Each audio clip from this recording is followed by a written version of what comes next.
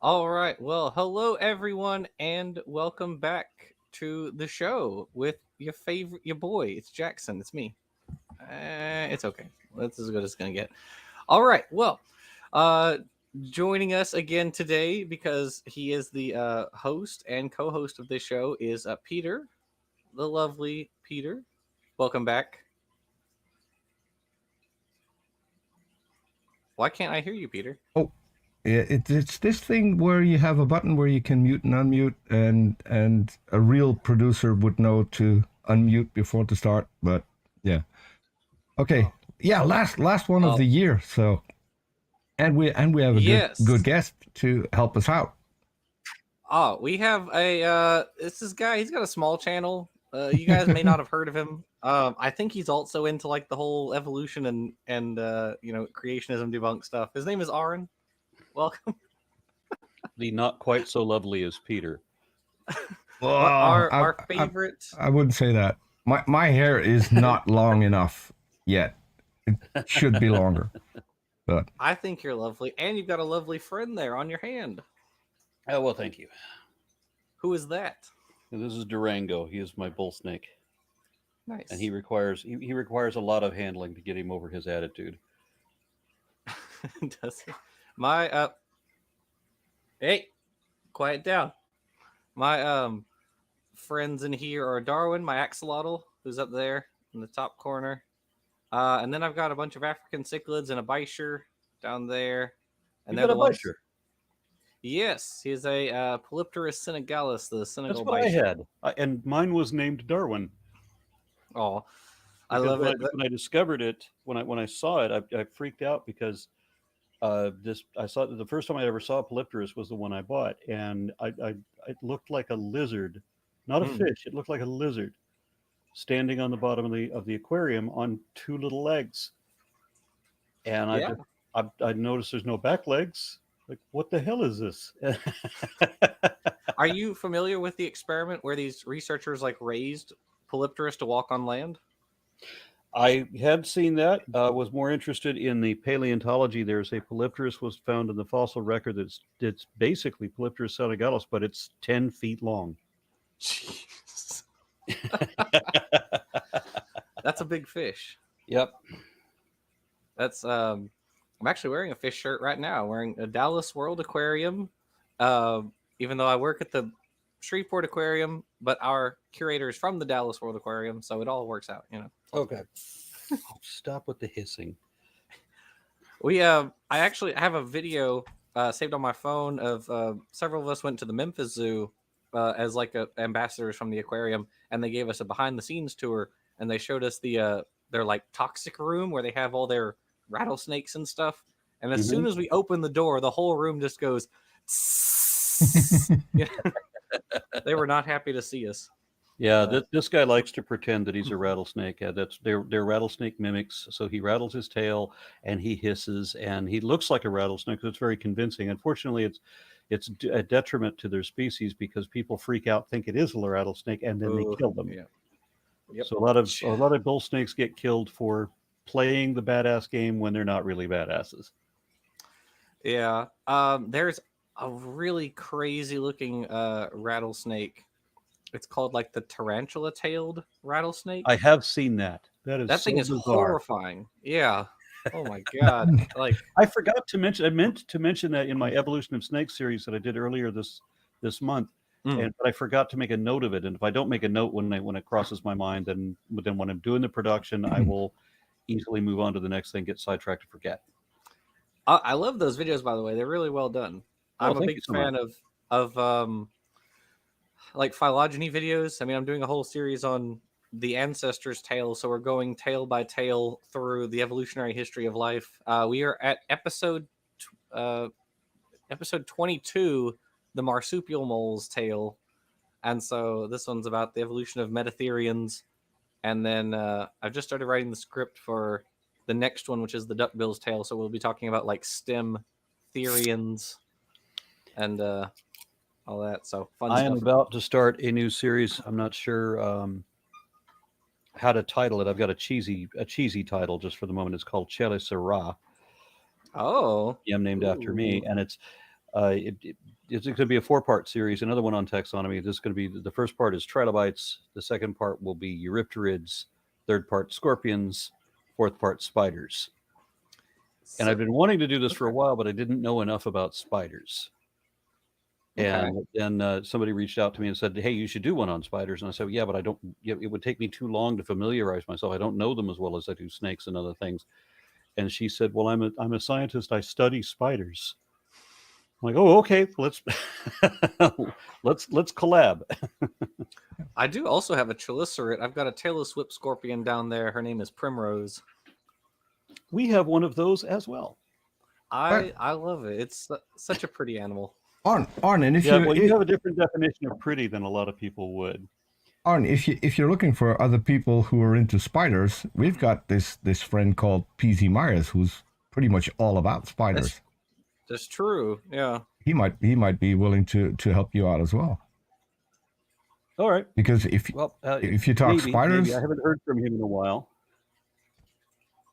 But if he's game for it, sure. Yeah, certainly. I've been wanting to do chelicerates for a long time, and one of the things I'd like to cover is something that I myself got wrong when I first got into the activism. When I first started, doing serious study on this 20 years ago, because I actually thought and didn't understand the distinction against trilobites, eurypterids, scorpions, and spiders. I saw them all as one continuous unit because they all have a fucking telson. How could they all have a telson? Even the spiders have a telson, right? Then there's one of the trilobites, Weinbergina, has a telson. How would that be? That's not a trait that should come up separately or that should be independently derived. Well, of course, a telson is easy to do when you think about the structure of these things actually. And it doesn't have to be a derived synapomorphy. It's almost an invariable holdover with the type of segmented body plan that these things have, that you're going to end up with one trailing piece in the posterior that will inevitably end up looking that way. So right. So I was barking up the wrong tree there. And I did this illustration of chelicerates where I show a combination of all these different fossil trilobites and eurypterids and glaspids and all of these and xiphosers and all of that, and just showing all these different species. Now they all look like each other, going up this continuous pattern. And the drawings, these are all my own hand drawings, and I did a pretty good job with that, but I'm a little bit embarrassed about it because I really held sincerely that Mixopterician eurypterids should be more closely related to scorpions than, say, spiders are. And then somebody who specializes in spiders points out, well, I think she said that spiders are actually scorpions. I don't mean to ruin your whole day, but spiders are scorpions. They had tails early on, like Camarachne and all those guys. Exactly. Yeah. So yeah, I mean, if I would reach out to PZ again if I'd like it. I did once before. I asked if he wanted to collab on something, and I had a couple of other scientists working on me, and he never responded. So I thought, okay, well, I just won't bother him. Well, I mean, you're all busy guys. Yeah. So it happens. So we're ready to get to our little friend Deflate here. Now that the pleasantries are out of the way, bring on the idiots. Yes. I guess background for anyone who's joining us for the first time. So Deflate is, I think we decided on he's German last time. Yeah. He's an apologist. Yeah, that was it's German, right? Yeah, he has a German accent, so I'm pretty sure that he is German. Okay.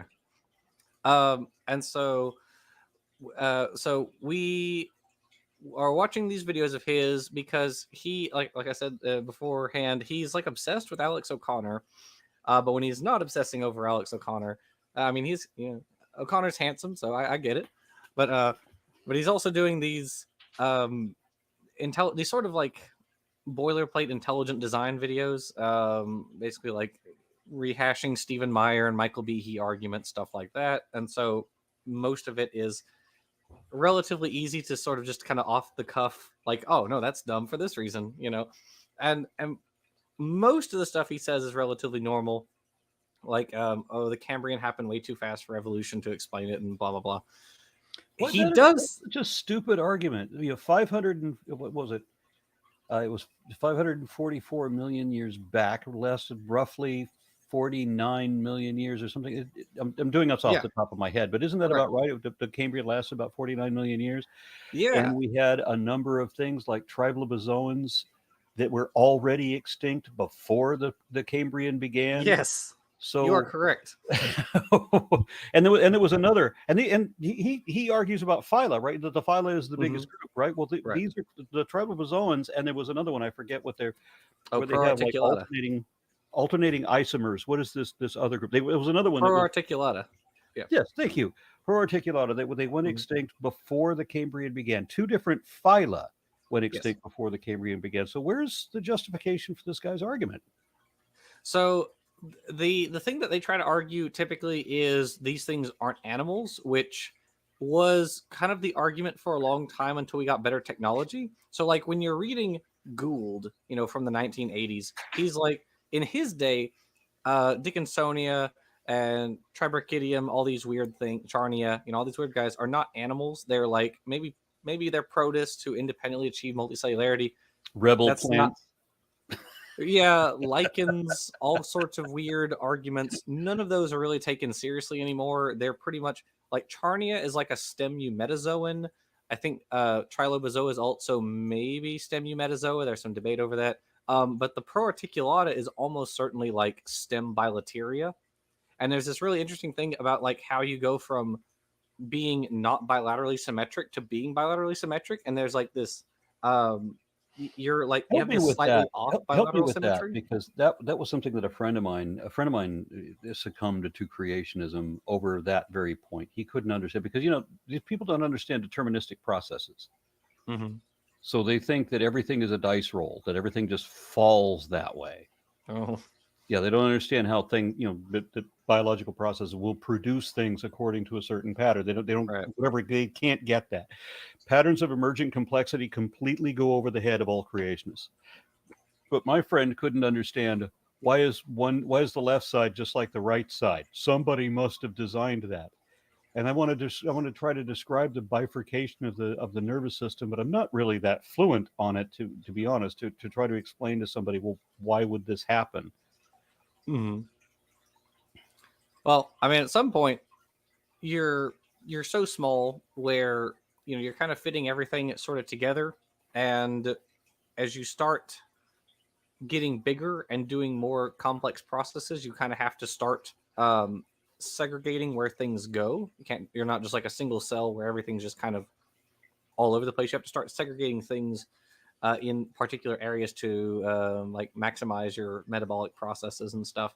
And for animals, or for one lineage of animals, the way that occurred was by basically doing everything in double, right? Everything is mirrored on opposite sides. That was the same problem I was trying to have explaining this to my friend. Yeah, well, it's not for everybody, I guess, But Deflate did say one really off the wall comment last time, which we all sort of were like clutching our hairs, pulling them out, which was that the entire trace fossil record of the ediacaran was made by 2 animals.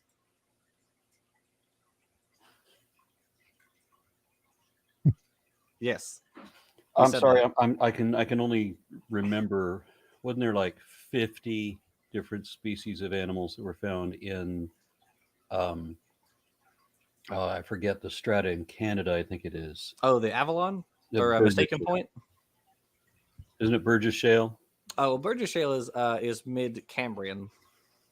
Why did There's I think the Avalon, which is Canadian and ediacaran. Okay.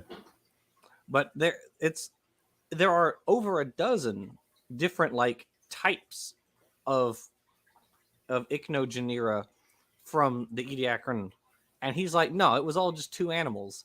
And I assume he means 2 species because that's only slightly less dumb than like 2 individual animals. Okay, so I'm trying to remember what the name of the like proto mollusk in the ediacaran. Oh, Kimberella? No, I wasn't thinking Kimberella. I was thinking about Wiwatzia. Well, Waxia was also early Cambrian. Well, it was Cambrian too. What is your Yeah. position on Sprigina flindersi? That's probably another like pro-articulata guy. Another like stem bilaterian. At least it seems right now. I know there was some Well, you debate think over of whether, pro-articulata, but that would be the alternating isomers, right? from what I remember, That's a pretty distinct body plan. I could understand when people were confused and some people thought that it was an annelid worm. And I yeah, looked at it thinking that this looks like a precursor for trilobites. from what I remember, here I'll just look it up right now because I'm not positive, so I will Well, look it up. it doesn't do any good to look it up because there's no solid agreement. I mean, that's fair. Yeah, it just says early bilaterian relationship is unclear. Okay, so yeah, some sort of stem bilaterian. Yeah. Yeah, I'll just say. And that's kind of the problem for a lot of the ediacaran animals is simply that because they're all soft-bodied and mostly small, it's hard to determine, like, well, it's kind of a wormy thing. It's got segments. Is it in this group? Is it in that group? Which is like how evolution works. But There. oh, Brian Stevens says, where do crinoids fit? Well, crinoids are cnidarians. So they're with the jellyfish and corals and anemones. That's the group they're in. Yeah. Oh, they just No, they're look not. like grass. No, they're not. Oh my goodness, I'm an idiot. They're echinoderms. They're in the starfish group. I'm sorry, my bad. They're not cnidarians. They're echinoderms with starfish, sea cucumbers, all those guys. I can't believe you guys let me on the embarrass myself. embryology of these things that showed a lovely link to see how anemones are developmentally linked to starfish, developmentally linked to jellyfish, and it's just this one tweak in their embryological development that changes the body proportions sufficiently to make the whole new animal out of it. Where like the anemone, if it's the upside down side of the bell, and they have the tentacles that grab the food to bring it into the I see what you're saying. Yeah, I mean, if you look at like how jellyfish develop before they become the yeah, cancel Jackson, yeah, Dapper. Before they become the stacks, the little stacks, which are called strobillas. Before they become that, they're a little polyp, which just looks like an anemone. It just looks like a really thin little anemone, and then they become the strobila, and then they float off and become their little jellyfish. But yeah, you're right. It's just a little matter of developmental changes. You know, that's all it requires.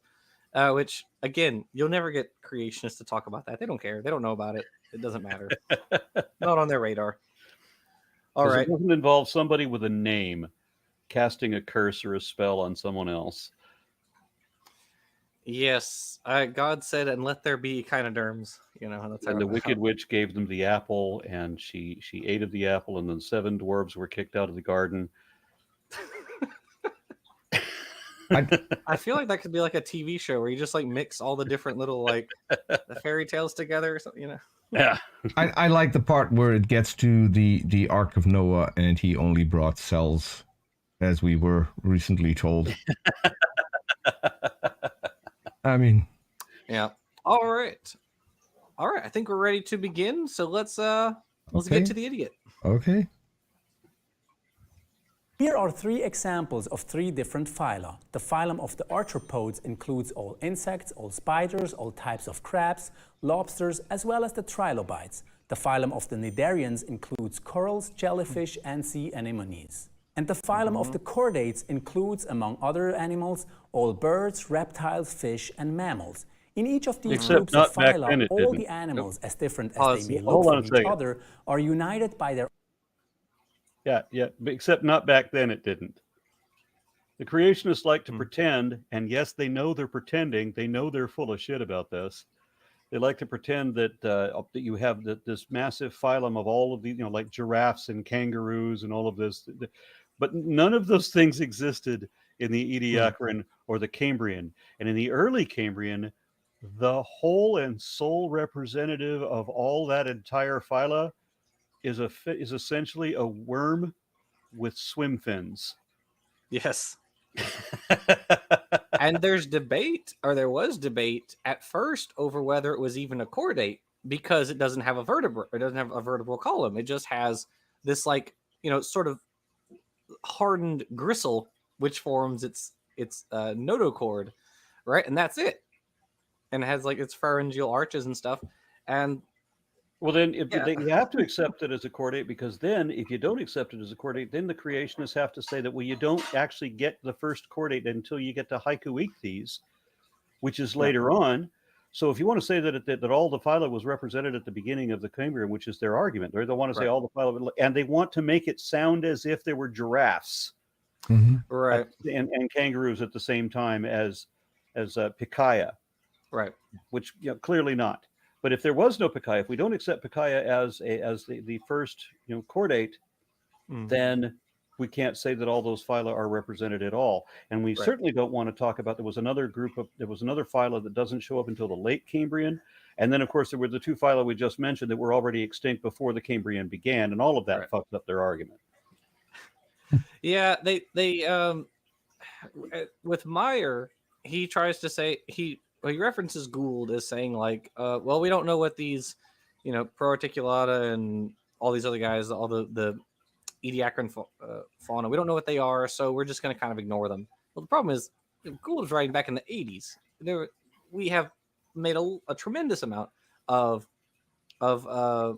progression in our understanding of the late Cambrian. We haven't. There was only what Darwin wrote, and Darwin told us to believe exactly what Darwin said 160 years ago. We all have to worship exactly what Darwin said, and don't deviate, because that's heresy.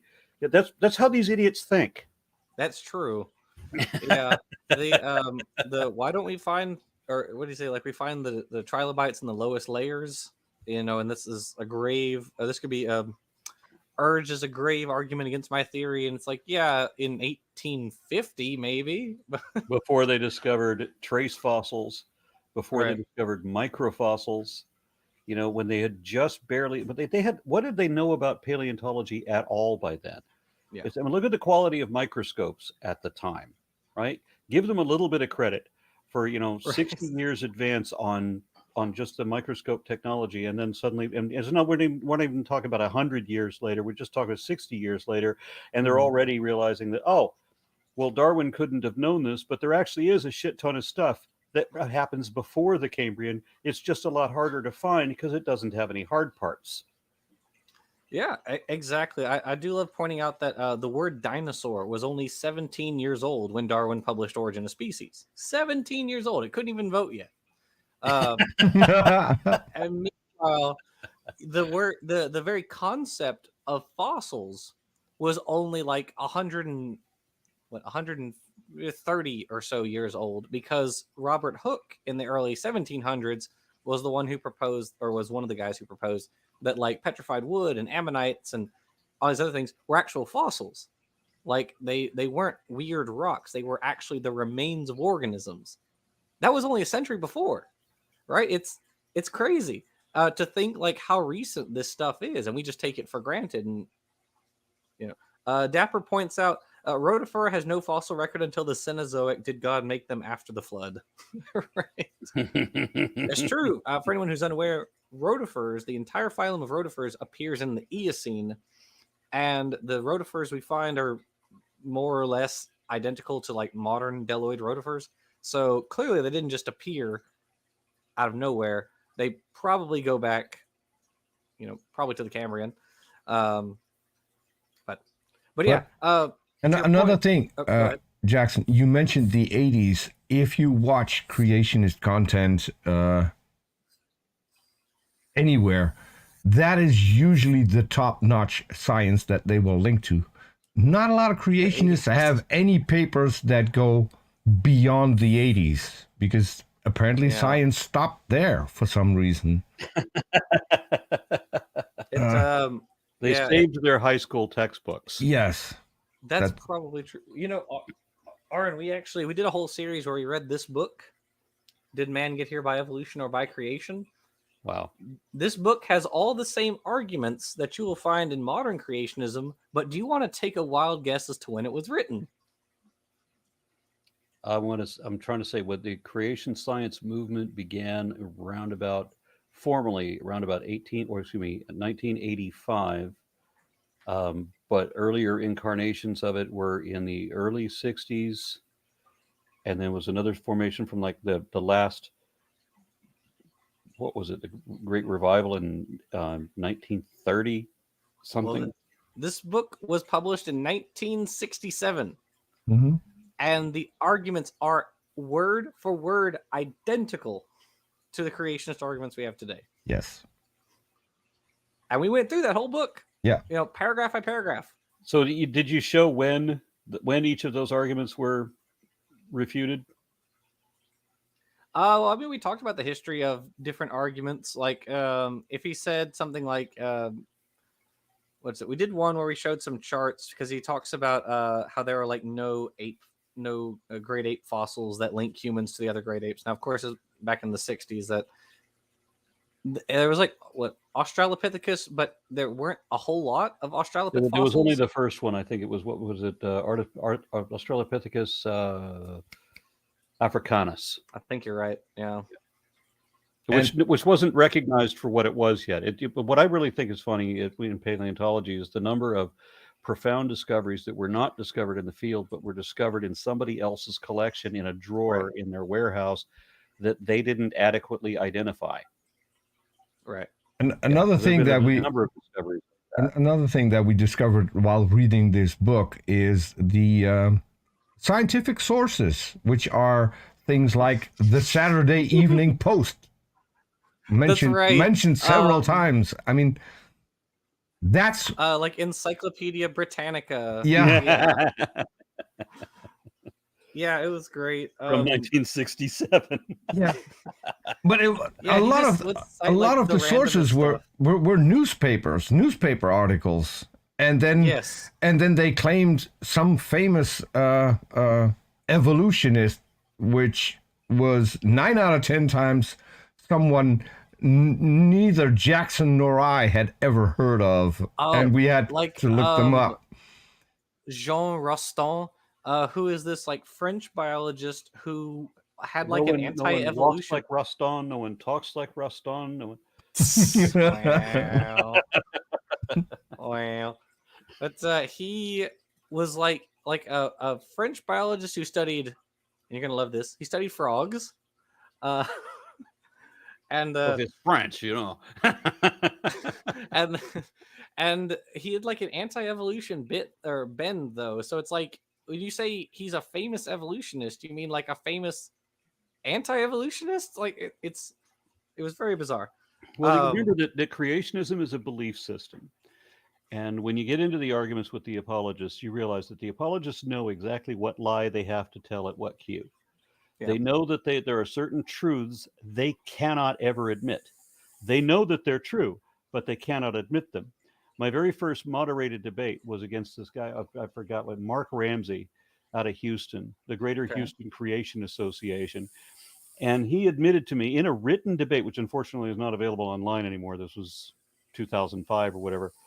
And I wasn't hosting the site. So, but anyway, what happened was he admitted in writing in the written debate that he knew there were transitional species in the fossil record, but he wanted to teach children he wanted to teach school children that there were none, because he said it was important that they believe there are none. Mm-hmm. So there's the open admission. It's all about manipulating their beliefs. It has fuck all to do with the truth is. They know that what they believe is not the truth. They know that they have to lie in order to defend this position. They know that they are lying. When Ray Comfort sat on with Pat Robertson, and he said, "I'm an evolutionist for a while. You know, you have a big bang and life begins," because those two things are directly related, like 1 second after. Of course. And then you have so he was describing something that's like a lump of hamburger sat around for millions of years and suddenly grew eyes, legs, and a tail. Yes. Suddenly, and became a male dog, and then had to walk around and look for another lump of hamburger that simultaneously had turned into a female dog, grew eyes, legs, and a tail all at the same time to become a female dog. My favorite part there is that he says he has to look for a female dog to marry, as if that's a thing. No sex out of wedlock, don't you know? Yeah, I mean, well. I wonder how many times I was married before I got out of high school. Well, so anyway, do you think that after, say, 30 some odd years that Ray Comfort has been arguing about evolution on the beach with people every day, do you think maybe that he would have heard something that would have told him that there's not a lump of hamburger that sat around and suddenly grew all these parts all at once. Like maybe dogs come from these earlier forms, like Hesperocyon and earlier Myocids. You think maybe he would have heard? I think maybe he probably heard all that, and so he knows he's full of shit. Mm-hmm. Likewise, Ken Ham. Ken Ham said that he had already seen evidence from in the fossil record, things that were dated to like 60 or 70 million years ago, that there was a skull of a theropod dinosaur that the skull showed that it had brain cancer. Right. And he says, well, that can't be, because my magic book of man-made mythology says that God said it was good. And so all of reality is wrong and only the lie is truth. Right. So that's their whole position. So, and Kent Hovind, do I even need to say anything about Kent? Kent Hovind knows that everything he says is a lie, including his own name, because he's not a fucking doctor. Hold on. I want to mention one thing, because he did a show on you again yesterday, where he said where he said he has made 50 videos about me, and I only have made 4 about him. He counted in your debate, which was several videos, but he left out his own videos on that part, because he made a lot more than 4 in that debate only. He has. You mean Kent Hovind, the professional convicted fraud, lied? I was astonished to find out that he completely forgot about all the videos that he's, because you've been on Whack an Atheist more than 4 times. I know that. To move on from Kent Hovind and back to Deflate, I do want to say I don't know, talking about Kent Hovind has really soured. We should get from below the bottom of the barrel to at least the bottom of the barrel to raise the stakes a little. I mean, we're not dealing with the sludge under the barrel. No. With some recent things that have come out, not necessarily about Kent Hovind per se, but about a lot of the people he surrounds himself with per Apologia. It's really that has really soured my thoughts about Kent Hovind. He went from like just an idiot to actual people are in danger living on dinosaur adventureland and they should leave. Anyway, we had McKenna Mitchell on our channel, who made I think the best documentary on him that I've ever seen. The production value, but also the research that he did. And I agree with him. No one should pay him any attention anymore. People shouldn't debate him. You shouldn't make videos about him. And if you do it like the way Arden did his last series, talking about a preacher, don't mention his name, because it's not worth mentioning.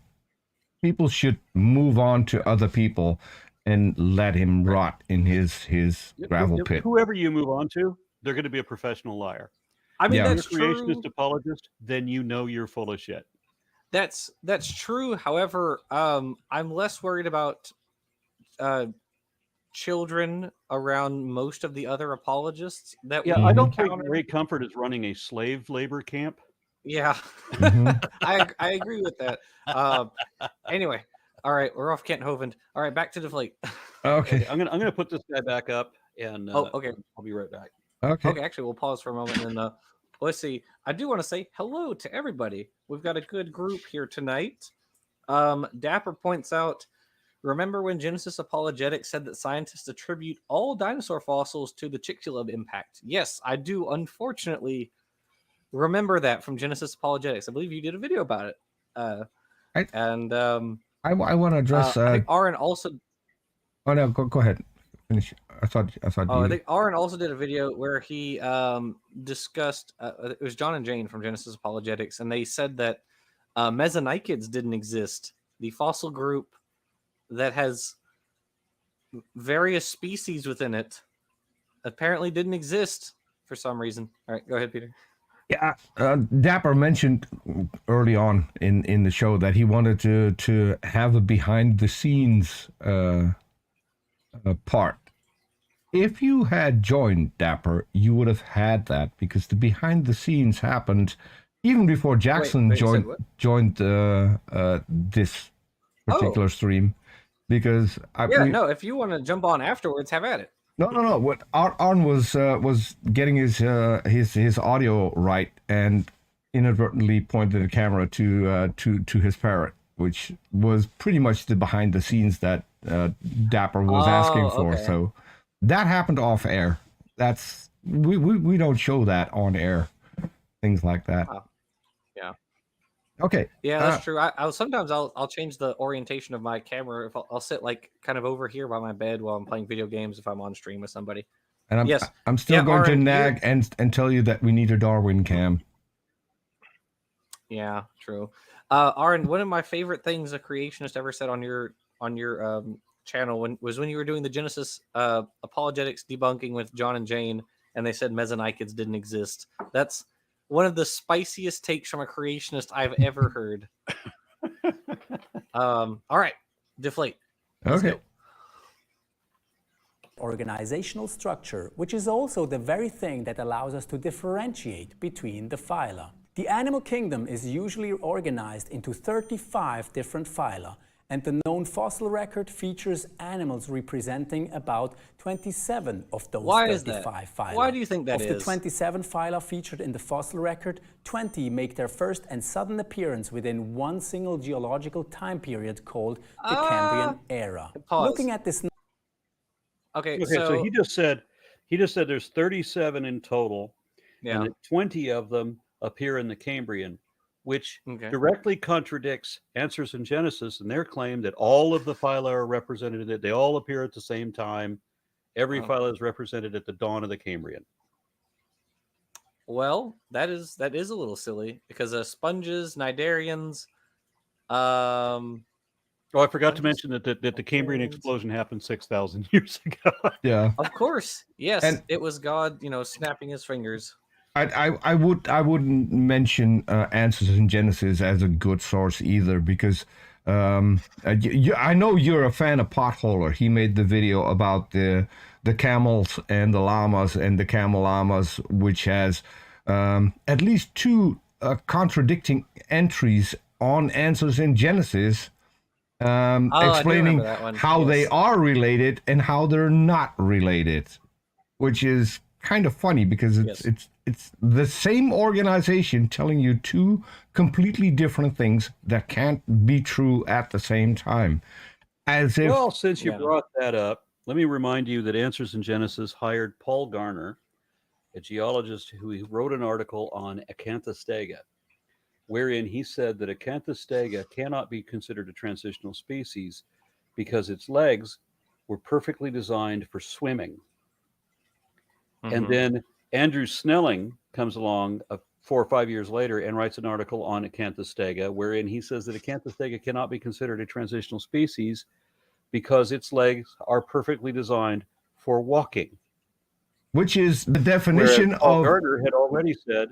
Paul Garner had already written that Acanthostega's legs were not capable of holding up the animal's body weight outside of water, and yet Andrew Snelling says, yes, it can, without any kind of justification, because Andrew Snelling also wrote 2 different articles at the same time, wherein he published to Mainstream Geology, where he himself had personally dated the Kungura Basin in the billions of years, and showed all of his meticulous methods on doing that to confirm that he got it right. And then also wrote for the organization that would become Answers in Genesis, wherein he said that that all of the entire fossil record happened as a result of the flood that we know that never happened. And he knows exactly how to know that the flood never happened. Right. But as I said, creationism is make-believe. Yeah, but the good thing is they don't give a fuck what the truth is.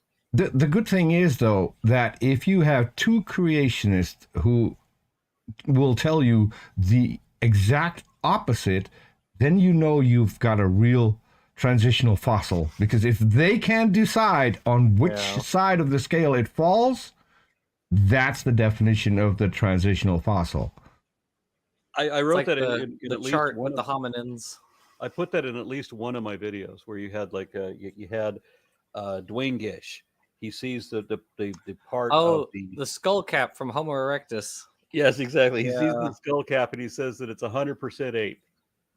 And then they ask this other creationist who says it's 100% human, and another creationist who says it's 100% ape. And then they get back, they show the same exact fossil to Dwayne Gish again, and this time he says it's 100% ape. That's right. Yeah. My, Yeah, Dwayne Gish on different years says it's two 100% different things. Like, Yeah, it can never be 98. Can never be 45%. Yeah, because it's got to be 100% or 0%. I guess and you're right, Peter, that when creationists argue that Acanthostega is perfectly designed for swimming, can't be transitional, perfectly designed for walking, can't be transitional because it's not good enough in the water, it's not good enough on the land. That's what their arguments are. That's exactly what confirms that it is a transitional species.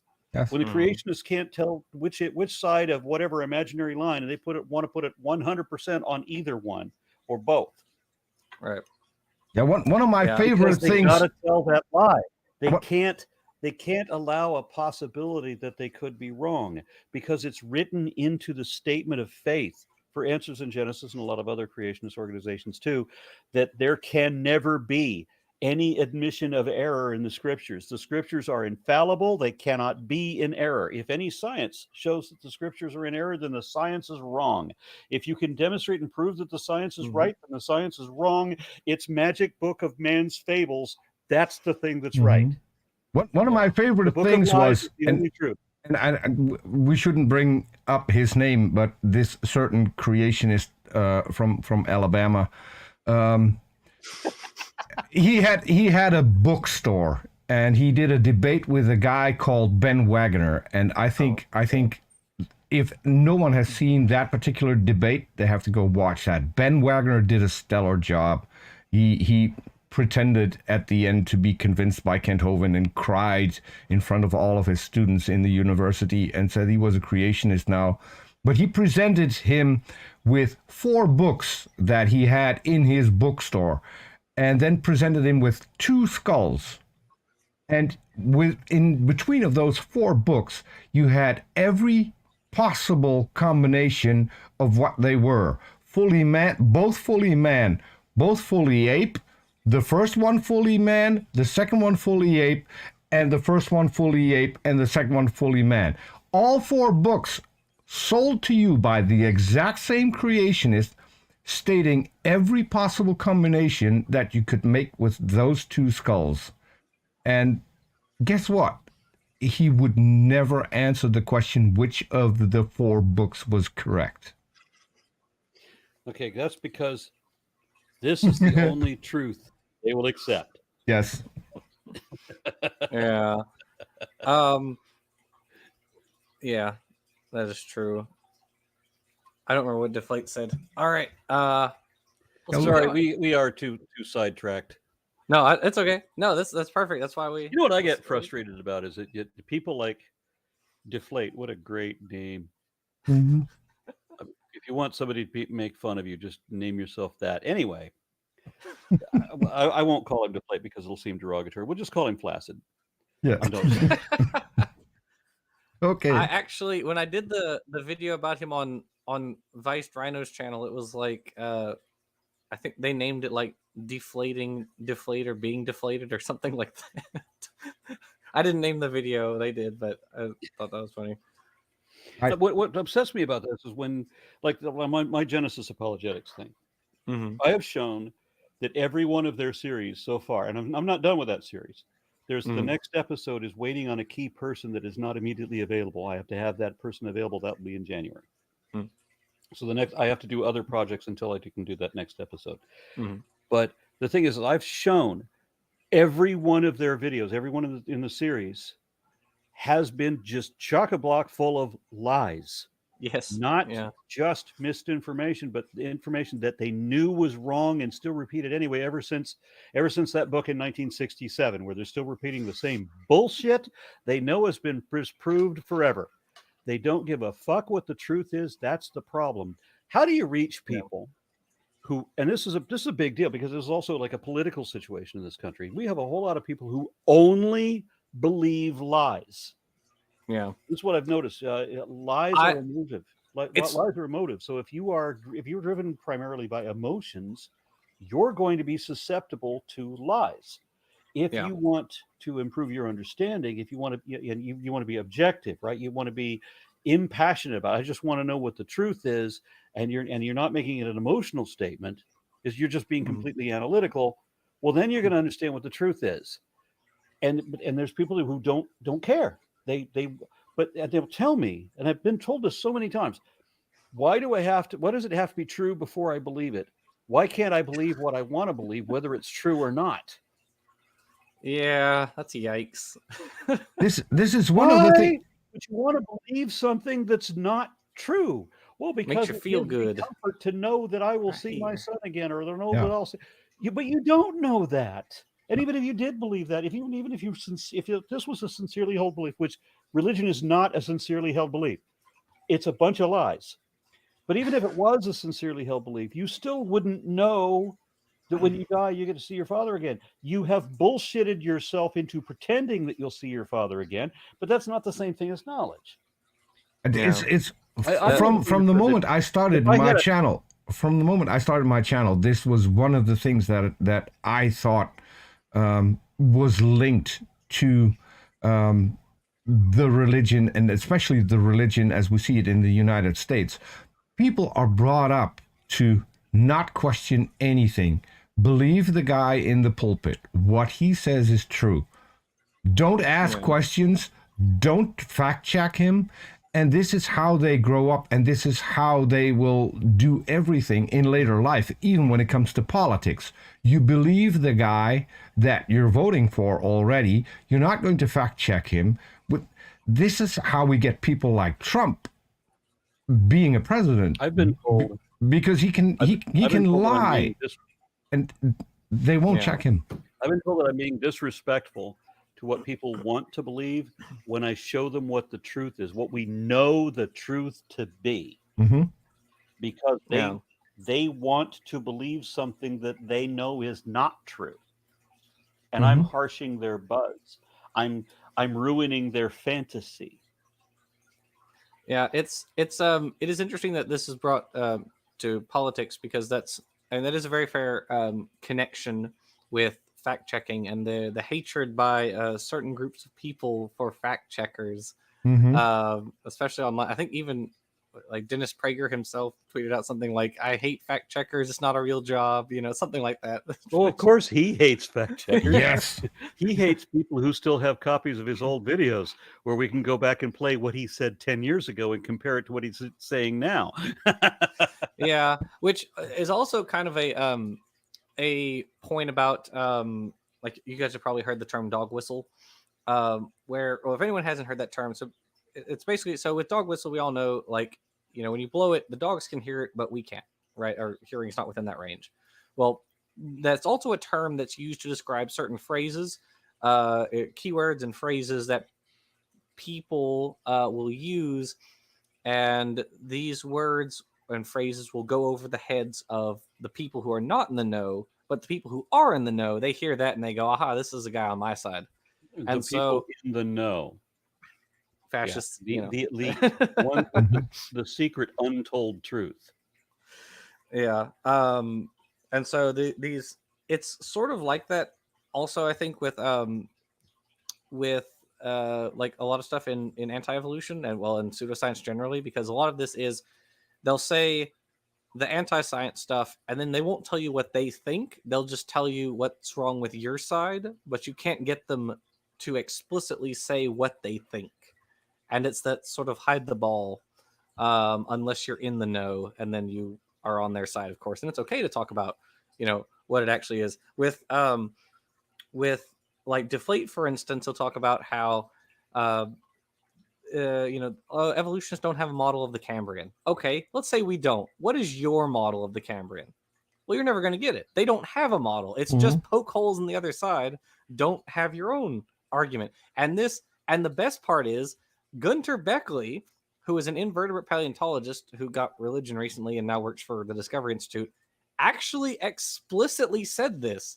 He explicitly said in a blog post he recently published, which you guys will all see on Professor Dave's channel in the near future, that ID doesn't need a model to explain anything. They don't have to have a model. So And that it's was like, the sure. argument. That's the argument that the flat earthers make. We don't need Yeah. a model. Well, our job is just to criticize the model that exists. Not just the flat earthers. So there's this creationist. I'm not going to mention him. He comes on. Is he in Alabama? No, he's not. He's in Brazil. He sounds like Kermit the Frog. Somehow. Oh. Um, You're talking about Otangelo? Said I wasn't going to name his name. Okay, so I was talking to. He's blocked in the side chat. He can't come in. Oh, but he's got enough sock accounts to come here in a different. I'm sure he's listening right now. Yeah. He's listening, I'm sure, but he can't be in here. So. But I had a conversation with him because he's a one-trick pony. All he wants to talk about is abiogenesis, and he will press us that you don't have a conclusive answer to how life got here. And I turned that back on him and I asked him, okay, you explain to me how life got here. Well, God created it. I said, great. So how did he do it? Did he have source materials? Did he poof it into existence out of nothing? And he literally told me, I do not have to give you an explanation. So why the double standard? Why do you need me to give you a detailed explanation of abiogenesis? How it could be possible, how it could be happening isn't enough. You want 100% certainty. Whereas when it comes to God, you don't need anything. You can just, God made it, that's it, that's the explanation. And it's not an explanation. And he got so mad, he blocked me all across the board. He later unblocked me, but it's one thing that I will keep bringing up because he has no answer and he's not willing to give you an answer. And that's the double standard. Because they know. They know this isn't about the truth. They're not trying to improve their understanding. They're trying to make believe in a preferred fantasy, one in which they're best friends with the most powerful being imaginable, such that if they ever need it to be, they can make a wish upon a star, literally, to have 2 + 2 = 5. Mm-hmm. Yes. Yeah. That's a famous clip that you keep bringing back in several of your videos where the guy literally tells that. If it would be in the Bible, I'd believe it. And I'd find a way to rationalize it, how it could be true. This is mind-boggling. This is self-delusion on a level that I will never understand. But I've never been religious. I like so, that. Yes.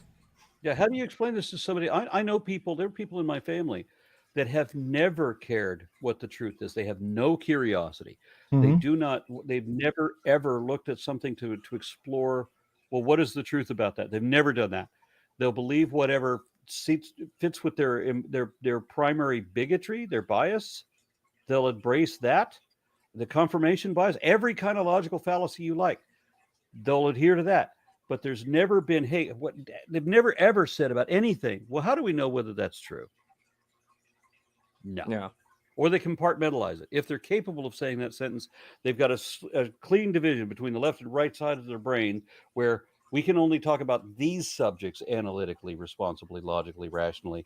And in these belief systems, well, this happy little fairyland, we'll just have to treat that entirely differently. But Arn, that is one of the things that is one of the best tools that they have. This starts with childhood indoctrination, where children, when a grandparent passes away, they're told you're going to see them when you get to heaven. That is something that you're indoctrinated with at a very young age. Children will want to see their grandparents again. For them, that's a really strong argument to keep believing, because if that falls away, then everything you look forward to from that moment on your entire life, that you're going to see them again, that's not going to happen. And that is something that they can't have, because then your whole life has been a lie. How do you get from there? I had one young earth creationist tell me that after she left the church and she left young earth creationism, she lost her entire identity. he worked with one of the major creationists, but lost her entire identity. What do I do now? Who am I? I have no clue because my entire life has been a lie. Now I need to figure out who I really am. That's a tough thing to have to do. It's important to me that I was such a terrible person when I was younger, because you have to go through some things to give yourself some kind of character. If I had have made the right decisions all the time, if I'd always had perfect behavior, I would have no empathy for anybody else. But there's that. I believed a bunch of hooey myself. I believed in a bunch of New Age spiritualism. I believed in psychic power of animals. I believed in spirit photography, full trance mediums, Loch Ness Monster, and the theory of Atlantis. Everything that you needed in order to be a Ghostbuster, I believed in at one time. And I'm glad that I did, only because it taught me how easy it is to be fooled by faith. And because I was a neo-pagan spiritualist, and I was dabbling in the occult, not to be cool or anything, but because I thought that this was my scientific application. I want to know what the supernatural world is really like. Transcendental meditation means that I will get a firsthand experience of the paranormal, and so I'm going to explore that because I want to know how things really are and really work. Mm-hmm. But you can't apply science to the supernatural because it's all make-believe fairy tale bullshit. Yes. There are aspects of it that will seem very convincing, and my neo-pagan spiritualism completely befuddled me. I thought I was onto the truth, and I was foolish enough when I was, say, 19, 20 years old, to I use those words. Well, we should share the truth, and I realized that every religion has that same delusion, and they all want to say that they've got the. And then I realized what the truth is. It took me forever to realize the truth is what the facts are. If you can't show that it's true, it ain't. Mm-hmm. Yeah. Yeah. Well, let's bust some more deflate on that note. We really ought to at least get started on this guy. Yeah. It's okay. Hey, we're live. You know, it's not like a scripted video, so it's all good. Just for reference, this video was 14 minutes long. The next one is also 14 minutes long. We did a video on Matt Powell that was 7 minutes, and we couldn't cover that in 2 hours. We got close though. We got close to the end, didn't we? We had a minute left at the end. I mean, yeah, but he also gets to the point where he says like every single word in the sentence is wrong. It's like, no, why would you say no? Stop talking. We referenced Aaron because he told more lies in the first sentence than there were words in that sentence. So he's a good apostle to the other one. Okay, let's go. All right. Number, it should be immediately clear why referencing the ediacaran fauna does nothing to solve the Darwinian problem of the Cambrian explosion. The most optimistic scenario offers us no more than 4 possible ediacaran precursors for the Cambrian animal forms. This means that a total of 16 different phyla are still left utterly unaccounted for. Remember. Okay, all right, pause. Okay, so you realize when I've been doing these creationist critiques for a long time, and of course I get these arguments with people in my comments every day, and these people always want to put up a whole huge wall of block of text, right? Every sentence includes more than one error in it. You just posted 35 sentences, and every one of them is wrong on multiple points, back to front. Maybe 3 or 4 lies in a single sentence. And everything is misspelled at the same time, and capitalized. Every other word's capitalized, because it gets more correct the more words are capitalized. You see, so his argument. That's right. That's what I was going to talk about. His argument about why there are 20 phyla that show up in the Cambrian. First, I don't think that number is correct. I think it's like 15, but anyway, we'll just round it up, I guess. So he says like 20 phyla show up in the Cambrian. First of all, we need to point out that most of these phyla, or really all of these phyla, are not in the forms that we have today. They are either stem members. If they're crown at all, that means if they are related to. So crown and stem mean that a crown group is all the extant members and their common ancestor. So everything that is more closely related to an extant member than something that is extinct now that lies outside of that group. That is crown, right? So like crown arthropoda is, spiders and scorpions, myriapods, crustaceans, insects. Those are all the crown members. And then on the other hand, you have like stem members like Opabinia and Anomalocaris. These things which are more primitive compared to the modern members. So even if there are, we also have a super chat. One moment, Vandalia Vandalia 1998 for $9.99 says, "Welcome back from your holiday vacation. If you had done this yesterday, it would have been on my birthday. Well, happy birthday." I would feel old at 43 now, but since Aaron Raw is here, I don't feel so old. Well, thank you, Vandalia, for that $9.99. We appreciate it, and happy birthday, belated birthday. So the point with the phyla is, even if there are crown members in the Cambrian, they're not the things we have today. They are more primitive relative to the animals we have today. So, like, there are stem crustaceans and stem myriapods, I think. I know there are stem chelicerates and stem crustaceans. I don't know about myriapods, actually, in the Cambrian. You know of any but stem chelicerates? I would like to see them because I'm about to do a series on those. Oh, like Sancticaris, which actually means like Santa Claus or something like that, something along those lines. I'll send you if you don't mind, if you have some background with this, I wouldn't mind a little bit of assistance in because I want to make sure that there's some peer review in what I do. So I'll send you a link to the Google Doc that I'm working out the details that I'm going to be going through on these presentations. So funny enough, I've actually been helping Professor Dave with a lot of Cambrian stuff recently. I did most of the script for his Stephen Meyer video, and then Erica and I teamed up to do his first Gunter Beckley video, and then Dan Stern Cardinal and I just finished the script for a second Gunter Beckley video, which is going to be out soon on his channel. So I have a lot of this Cambrian stuff on the forefront of my brain.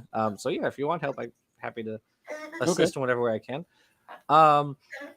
And so, however, though, most of the Cambrian animals are either not crown members, or if they are, they're not anything like modern organisms, but a lot of them are also stem members. So they're more primitive than any of the extant members of a phylum.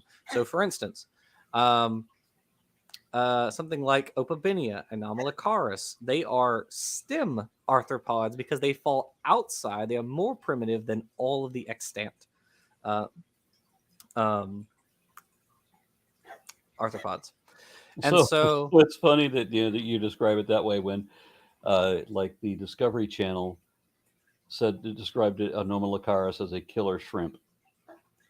So that's what it means. As anomalous shrimp or weird shrimp. That's what Anomalocaris means.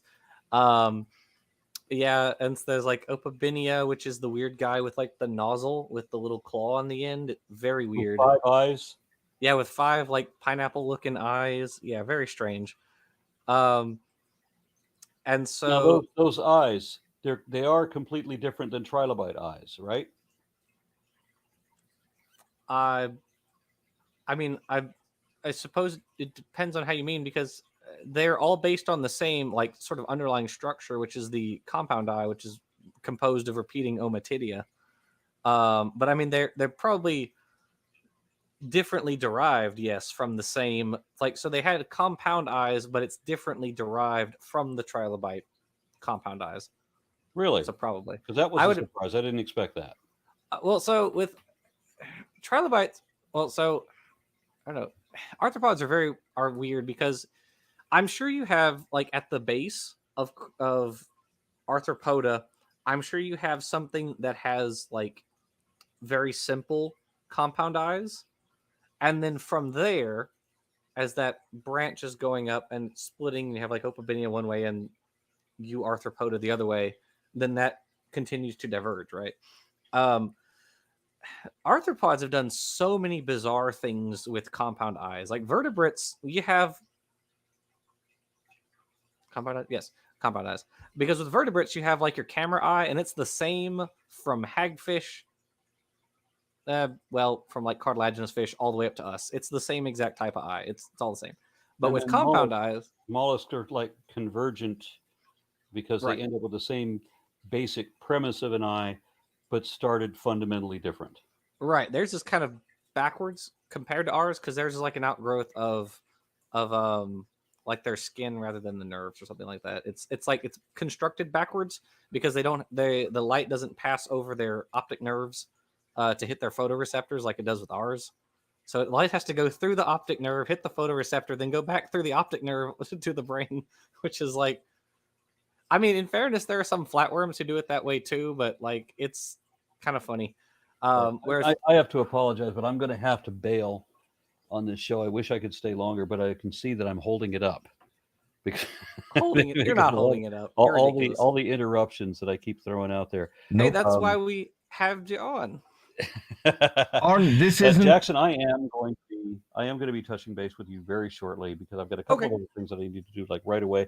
But I do want to start on that Chelicerata, and I don't want to overlook anything. When I did the snake video, there were 2 or 3 notes that I had in my head that I didn't put on, that I didn't write in the notes, that I just thought I would remember to get to. And then after the thing is uploaded and done, I realized, oh, I forgot to mention, and it was a big damn deal. And I completely forgot to mention it, you know?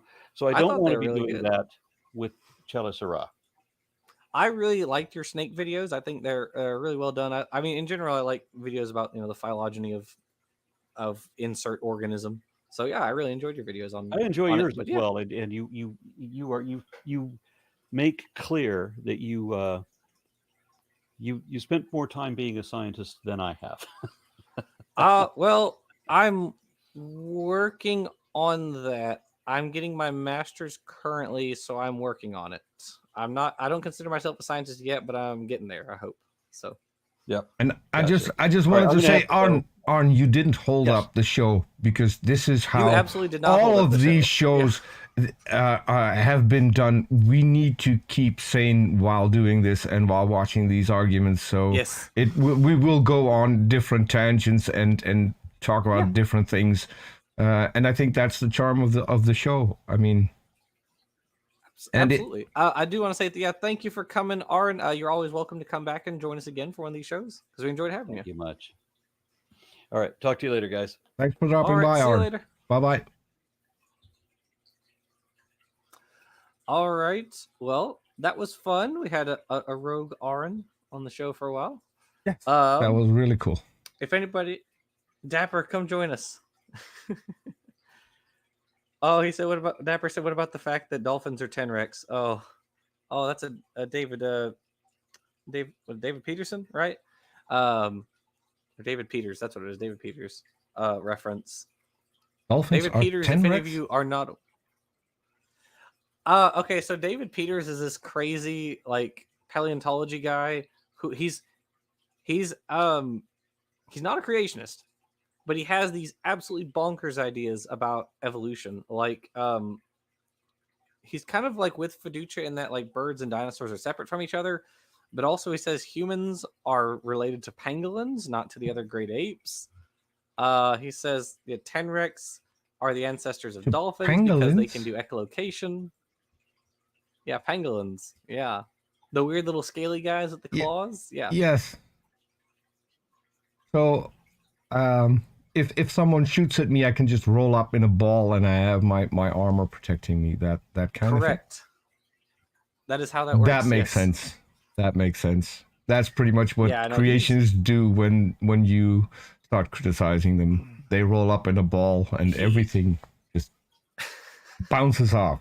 He actually commented on one of my videos a while back. He commented on one of the long story short rebuttals where we talk about whale evolution, and he said that tenrecs are the ancestors of dolphins. It was just off the wall bonkers. Yes. Anyway, alrighty, we're lizard people. We are absolutely lizard people. Mm-hmm. I believe it. All right. Well, let's get back to Deflate. Okay. That the 16 unaccounted for animals refer not to animals that are just slightly different from each other, like a cat and a dog, for example. No, we're talking about just 16 slightly phyla, different from each other? 16 categorically different animal forms, each of which is distinct from the other in the most fundamental ways possible. Don't think cat and dog difference, but let's humpback pause whale that. spider. Okay, well, that's a very disingenuous comparison that he just did there. But anyway, we'll talk about that in a moment.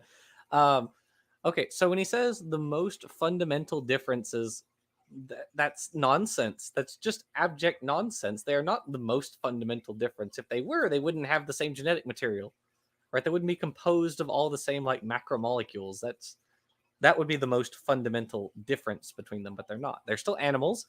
They're still eukaryotes. They still have the same types of metabolism, and they still utilize proteins and DNA and RNA and all this other stuff. The differences between them are that, and they're even bilaterally symmetric. So,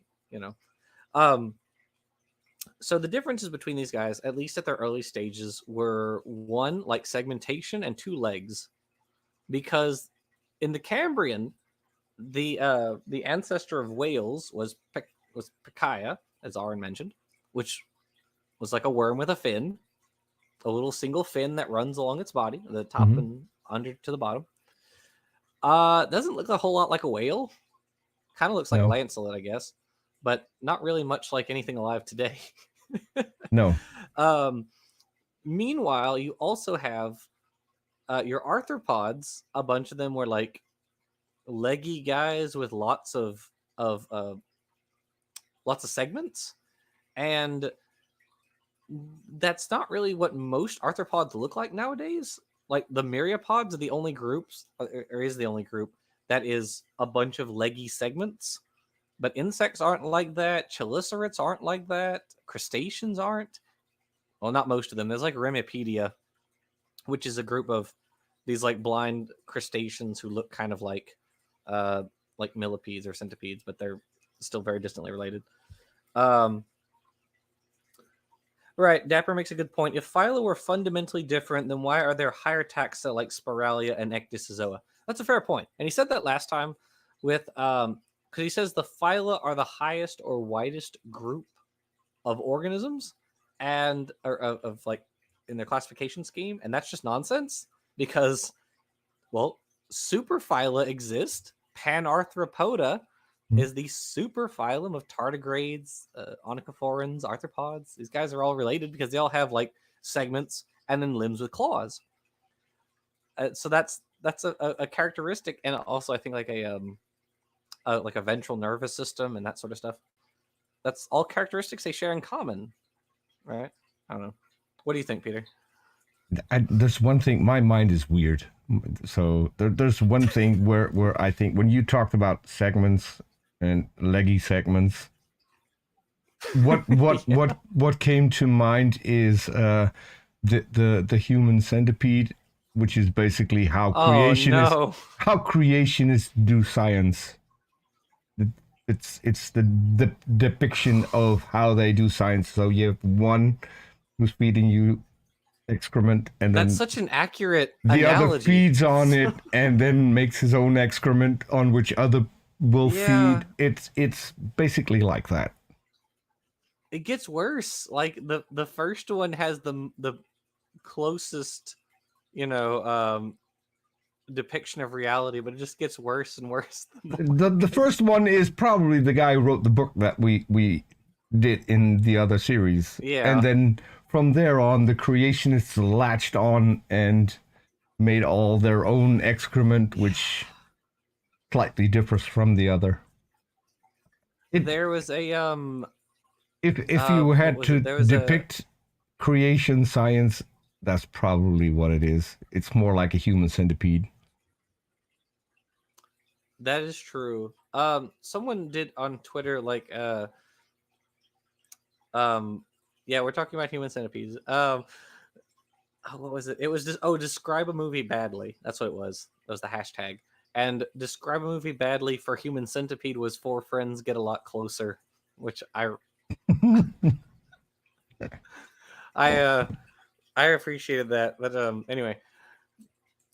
So this idea that they're fundamentally different is just wrong. At that time, most of them were a lot more similar to each other than they are to today. There were no spiders and there were no blue whales. At that time, these guys were millions of years off, hundreds of millions of years, in fact, from evolving into or appearing, originating. Mm-hmm. So yeah, so it's all misdirection. I hate that. Yeah, look, I didn't make it up, but I thought it was funny. The one for episode 4 of Star Wars: New Hope was a bunch of like terrorists launch an assault on a government facility, which is true. They did do that. Yeah. All right. Anyway, all right. Continue. Yes, sir. Okay. Difference. Therefore, what is needed are 16 different precursors for each of the 16 phyla, which are still unaccounted for in the optimistic ediacaran best case scenario. 16 out of 20 are 80%, and if a hypothesis fails to explain 80% of the data, it's probably not a great hypothesis. Hold on. And it gets pause. That is a bonkers way to rationalize the fossil data. It could what? That doesn't. That's not how any of that works. You can't just say, "Oh, 80% of the direct ancestors of these phyla are unaccounted for by my metric, therefore you failed 80% of the time." That's not at all how that works. Oh my goodness. Oh my goodness. They destroyed the peace moon. Dalton, you're distracting me. I mean, they were bringing peace. Dapper's right. What on earth is he talking about? Okay, so the phyla, which, as we said before, phyla is not a real thing. It's just a classification scheme that we've invented. It doesn't mean anything inherently or intrinsically about. It doesn't say anything about biological relatedness other than the fact that these organisms are more closely related to each other than they are to members of other phyla. That's literally all that means. There is nothing else about the phylum that is real, that it reflects reality. It's not a real classification system. It doesn't mean anything. And so, aside from that one singular point, that's all it means. So it's nonsense to say that these things are unaccounted for. But also, I think it probably is correct that a lot of these phyla did in fact appear in the Cambrian. I don't think it's just an artifact of taphonomy. I think it is probably the case that like crown arthropoda did originate in the Cambrian. That's not to say we don't have anything like we have Eulingia, right, and lots of other bilaterians in the ediacaran. But these guys are probably not the direct ancestors, but what they do show is that there were bilaterians around before the Cambrian arthropods were. That's what that means. Yes, clades are real. Taxonomic ranks are fake. Right, exactly. And so same with like brachiopods. Now there are stem lophophoriates, which is the larger group that includes brachiopods, bryozoans, and Foronida, which is the horseshoe worms. There are members of that group in the late Ediacaran, like Namacalathus. However, I don't think there were any brachiopods in the Ediacaran. I think brachiopods were a Cambrian Cambrian origin, or had a Cambrian origin. And so if that's the case, which I think it is, based on the fossil data that we have, then it's not going to make any sense to say that brachiopods are unaccounted for in the Ediacaran, because obviously they weren't there.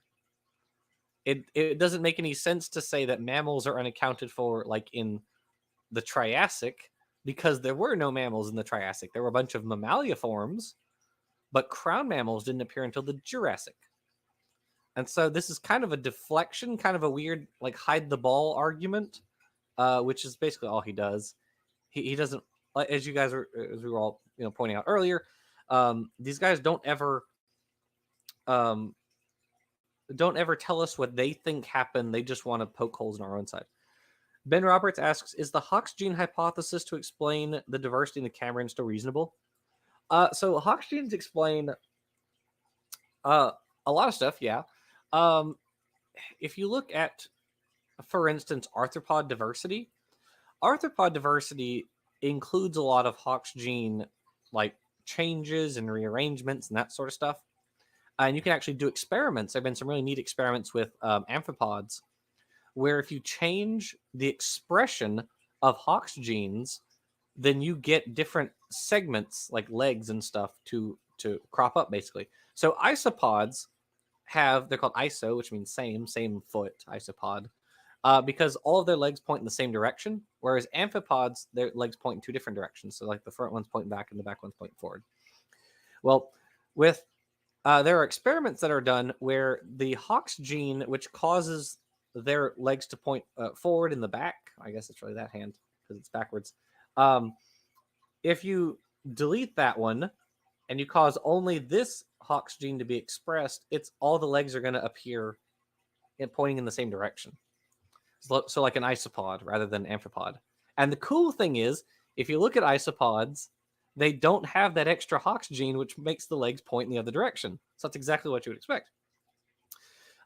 With vertebrates, however, there was a big duplication. I think there are actually like 2 duplications, if I remember correctly, of all the Hox genes at the base of vertebrata. So you don't get as much. And so, I mean, you still get playing with like Hox genes and stuff. So yes, Hox genes were a big part of it. There were also ecological factors. There were like evolutionary arms races that were going on. There were environmental factors. There were lots of different events that were all sort of happening concurrently, which is what caused the Cambrian explosion to appear so explosive. You had a whole bunch changing all at once, and this all impacted the existing animals sort of all at once. Dapper says, I thought mammals started in the Eocene, which for anyone who's not aware, Stephen Meyer did say that. Which is just silly. It's just so silly. What a silly man. And you're a silly theropod, Dapper. So there you go. Do you have anything you want to add, Peter? No, I'm good. Wanna see what comes up next? Yes, sir. Or worse still, for the following reason. You have to understand that the ediacaran era is the very first era in the history of our planet in which multicellular life appears. Before the time of the ediacaran, I don't think that's the true. only organisms that inhabited planet Earth for a total of about 3 billion years ever since life began were exclusively single-celled. Then, in the ediacaran period, which Actually, a very brief note. It is incorrect because I just remembered. Actually, there's evidence of sponges in the Cryogenian, which is the period before the ediacaran. So we know there were multicellular organisms before that.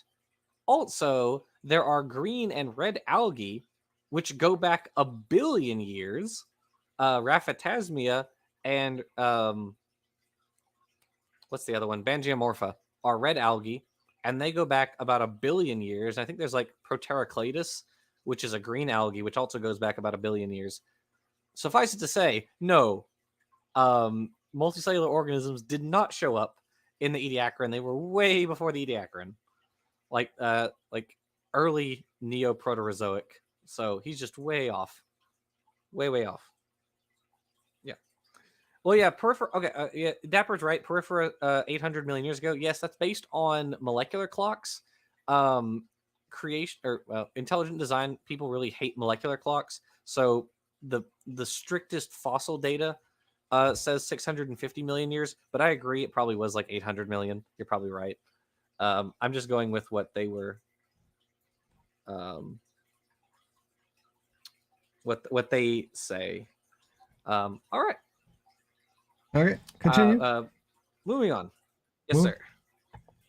spans no longer than 15 million years, the first sponges, the mollusk-like Kimberella, and other multicellular creatures like Dickinsonia, Sprigina, and Charnia show up on the scene, suddenly and abruptly, without any evidence whatsoever of a gradual change from single-celled life to these new multicellular organisms. This is why the appearance of the ediacaran fauna is Okay, also, the ediacaran, he shows the ediacaran and says this occurs in 15 million years, and that's just, no, that's just wrong. The ediacaran lasted from 635 to 541 million years ago. So that's almost 100 million years, and we have, like, putative animals at the beginning of it, like the Duchantois Formation. So no, Again, no, just wrong. Anyways, continuing onward. Is actually referred to by paleontologists as another instance of biological life exploding into all sorts of different forms, just as it does in the Cambrian era. Sure, the ediacaran explosion is far smaller than the Cambrian one, No one as the calls it that. variety and complexity of the There's- ediacaran organisms doesn't come Pause. close to those. Okay, so what I think he's referring to is the Avalon radiation, which occurred, oh gosh, what is it, like 500 and... It's like 570 or so million years ago, something like that.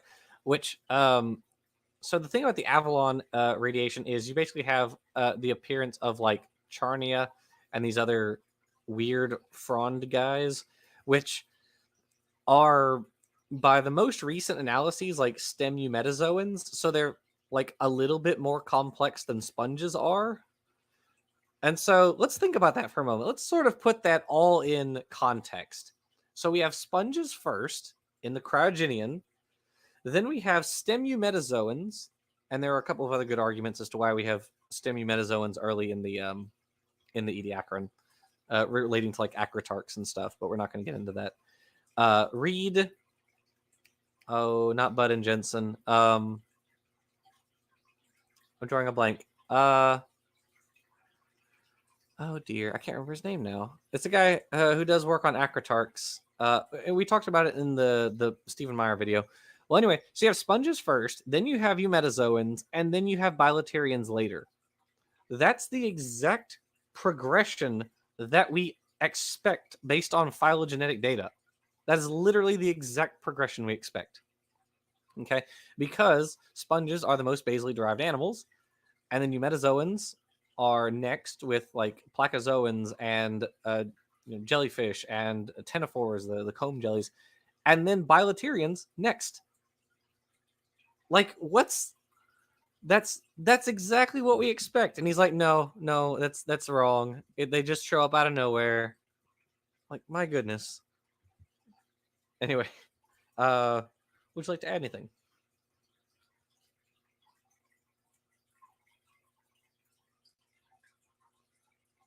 You're muted.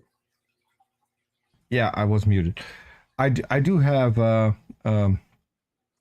noise killer on my microphone. I was worried that the snoring would be obvious to the people in the live chat, but my dog was snoring so badly next to me. I just a few moments ago, I tried to wake him up and get him to move because I was having trouble hearing everything, but apparently he woke up and he's now sleeping on the floor. I was a little distracted with what was going on next to me on the couch, and it was understandable. He was dreaming at some point, which also comes with a lot of noise. So I was a tiny bit distracted. My apologies for that. That's okay. It's pretty cute. All right, well, let's keep going. Let's jump. We have, I think, about a minute left in this video. So. Oh, then we should be able to do it. Let's go. Yeah, let's see if we can do it.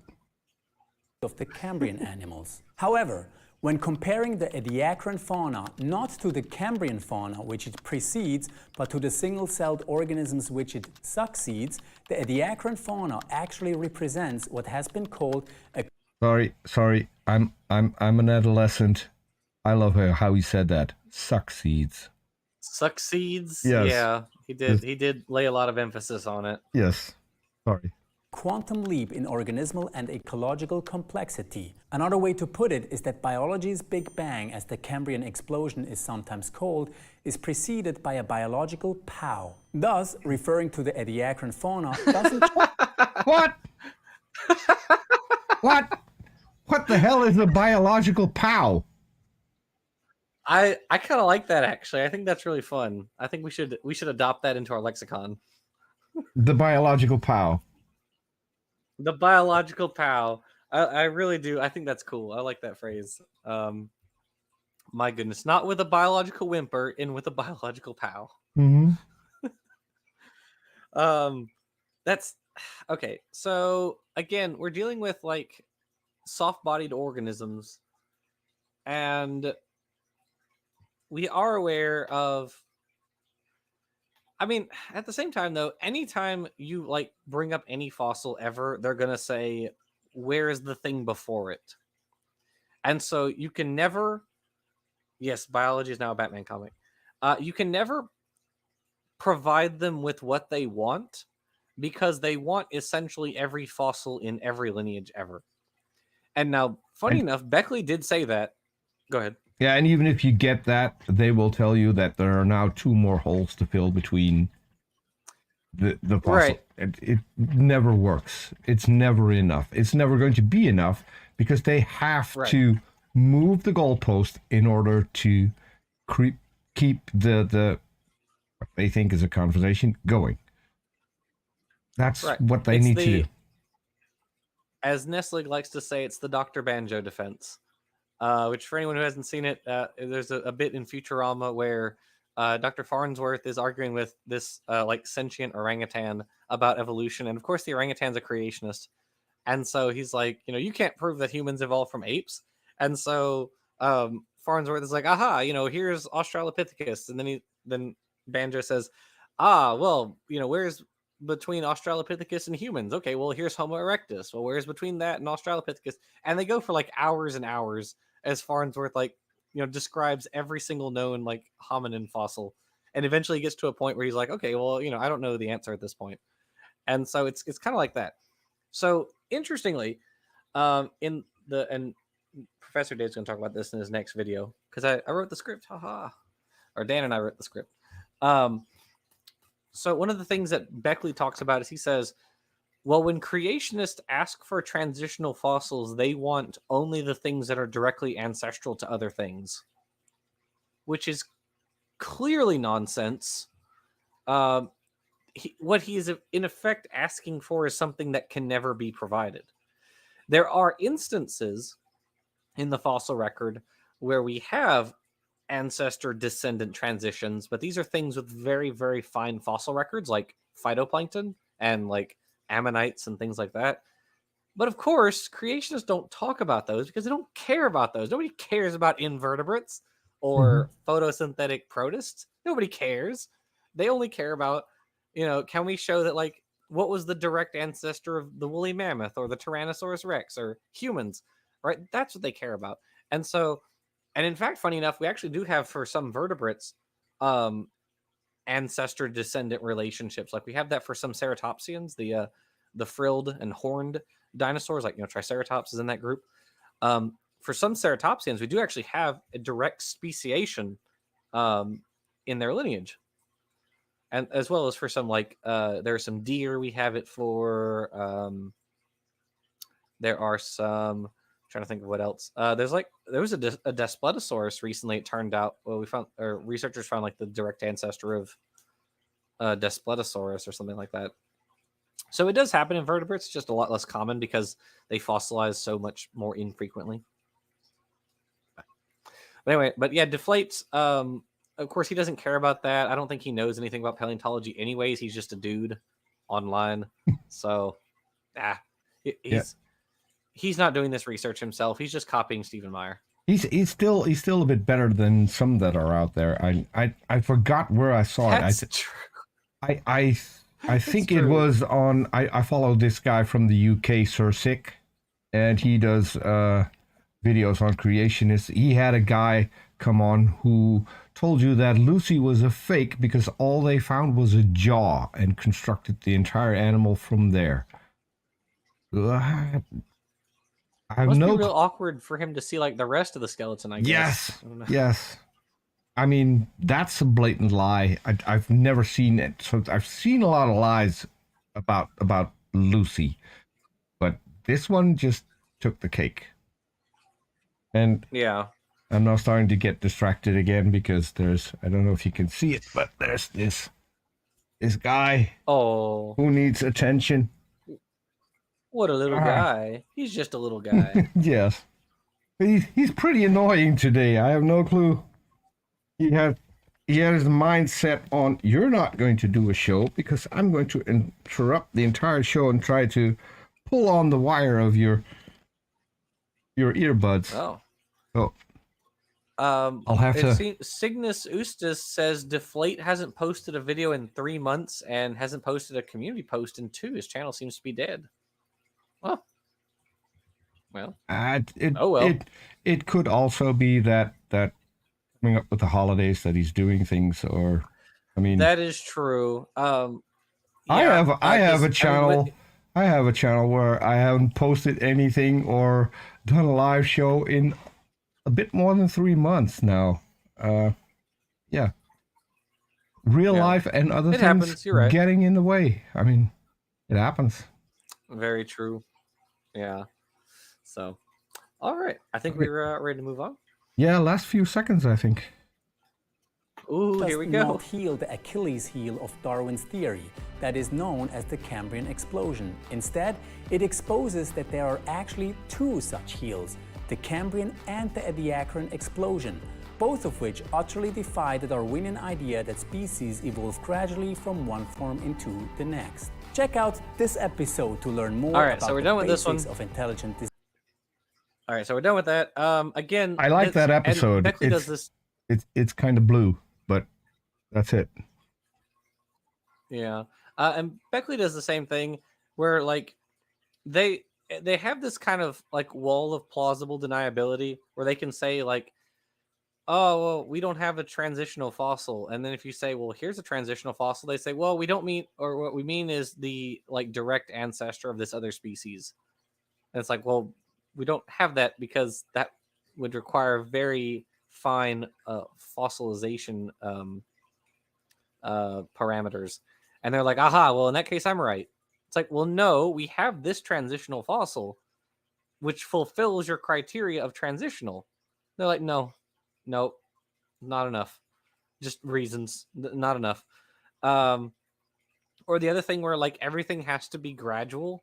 Like you're not allowed to find adaptive radiations in the fossil record. It's just bonkers. I don't understand. I've really never understood that argument because it was evolutionary biologists who came up with the concept of the adaptive radiation, and they're using it to say like, aha, an adaptive radiation means evolution doesn't happen. It's like, what? What are you talking about? No, that's the opposite of why this concept exists. Mm-hmm. Anyway, all right. Well, we did it. We did it, Peter. We got him. He's gone. All the way to the end. All the way to the end. And yeah, now we're left with a terrible decision. So what do? Do we start a new one or do we keep it for the next one? New one. Okay, because if we I have to make some adjustments in order to I'm sure that like next episode will still be on this one video. It was a that's what it says. So there. It was a famously. That's the new one. That's the new one. I had to see whether or not I can confirm. Yeah, so I mean, I'm set. I was smart enough to create some extra buttons at the start of the show so I can actually do this. Hopefully, because this is why we pay you the big bucks. I haven't tested it, but we should be good. We should be good. So, want to jump into the new one? Yes, let's do it. Okay, let's see what it was. It was a revolutionary hypothesis that rocked the very foundations of Darwinism and brought 2 scientists immense fame in the 80s. They tried to offer a solution for the gap in the fossil record, which has challenged evolutionary theory. Oh God. Oh God. Oh no. Oh no. I know exactly where this is going already. Yeah, I mean... Oh, Peter, I know exactly where he's going to go with this, and it's a lie. It's, you know what, preface, he's going to say punctuated equilibrium was invented because gradualism failed. No, it wasn't. That's not why it was invented. That's not why it was conceptualized. That's not why Gould and Eldridge came up with it. They didn't come up with it because they were like, oh no, there's too many gaps in the fossil record. Must mean we have to come up with some new ad hoc hypothesis to explain this away. That's literally not what happened, and it's just a lie. Like, to say that that's what they did is just a lie. It's not a misunderstanding. There's nothing you can read of Gould's or Eldridge's that tells you that's why they came up with it. It's just a lie. It was literally invented by creationists or intelligent design proponents, whoever. So. Yeah. All right. Okay. Shall we indulge in the pause just a little bit before we start? I'm not doing this on purpose. I can't. I'm just hitting stop whenever you say stop. And I mean, I thought Turek was funnier, especially when he was like staring angrily at Greg Kokel. I thought that was funnier. Yeah. Okay. He's like glaring at Kokel, who's inserting a point, you know. Mm-hmm. I don't know. So for people who don't know, that you can't actually see it in the intro. I put I forgot his name. The guy with the beard and the flat cap like I have. Oh, Michael Behe? Yes, Behe did a video where he wanted to lecture car mechanic on how to do his job, and the car mechanic just basically told him to go somewhere else and don't bother him. That's the part that we used in the intro, which I think was really funny. I mean, you don't tell people who know what they're doing what their job is. That's basically Behe in a nutshell. It's kind of ironic that he put that in his own video. But okay, so that is pretty funny. I like that. Let's see what we got. All right. Ever since Darwin, but in doing so, they caused nothing short of an uproar in the scientific community. This video will talk about this rather significant episode in the history of evolutionary theory and explain why even this most courageous rescue attempt for Darwin's theory, called Punctuated Equilibrium or Punc-Eq, utterly failed. Hi, my name is Lucas and welcome to our series on intelligent design and critical thinking about evolution. Let me start with a recap. Critical thinking. Okay. All right. I guess. All right. Peter, you're muted again. Yeah, it's not critical thinking. It isn't. Nope, it's not. There's no thinking involved. You're just parroting bad arguments. That's what you're doing. There wasn't any thinking. No, there was zero thoughts involved. Like when he said the trace fossil record of the ediacaran is attributable to 2 animals, where was the critical thinking, Deflate? What critical faculties were you using when you said that? Because I don't know. Yeah. Well, you remember what he said about that too? He said what did he say? He said something like I know it was 2 animals, but I'm not going to show you the citation or something like that. He said something like that. Yeah, and it was something. Yeah, oh my, critical unthinking. Exactly right. I'm sorry. But as a producer, I have to make one positive comment, because the music that he's using is a little bit better. In the last video, I have no clue where he got the music. It sounds like music from bad 70s porn. That's where he got the music from. This at least is a little bit better. Yeah. So there is a positive note on that. So, well, let's see what he's got. Design and critical thinking about evolutionary theory. Don't forget to subscribe. Thank you guys for watching, and see you over here. Peter? In the previous 2 videos of this series, I showed how paleontology poses a massive challenge to the theory of evolution. Darwin predicted that countless intermediate animal forms must exist in the fossil record, given that animals evolve slowly and gradually from one species into the next. However, what the fossil record actually shows is the exact opposite, namely that whenever new species appear, they do so suddenly, abruptly, and without any evidence of intermediate forms preceding them. The most well-known example is the so-called Cambrian explosion, which happened around 530 million years ago. In the geological record of the time, around 20 different phyla show up within a time span of no more than 10 million years, and without any evidence of intermediate forms preceding them in older strata. The term phyla, singular. I'm sorry. I was just commenting as he went because he was just kind of reiterating what he already said. I think we need a bell every single time you tell something that is incorrect, or a buzzer, the wrong answer. We'll just buzzer. be dinging constantly. I mean, yeah. I mean, if we did the buzzer, would be funnier, I think. But like, we'd be buzzing constantly to hear what he had to say. You'd just be And apparently he's also a fan of good pauses, because Meyer there, that's a good pause. He looks very, very confused. Yes. Also, Dalton is right. I did not like the flashing words on the screen. I really did not like that. So, you're right, Dapper. With the bit about the his picture about the Cambrian explosion, we pointed out last time, I think it was, that like most of the organisms in that picture are not from the Cambrian. mm-hmm. So his picture of the Cambrian explosion has a bunch of animals that came after the Cambrian explosion. Yes. Which, not really how that works, but all right. Well, the other thing with the flashing screens, there are people who get triggered by that. So people who have certain forms of epilepsy. Like epilepsy. It's not a good thing to do, to have that flashing on your video. But yeah.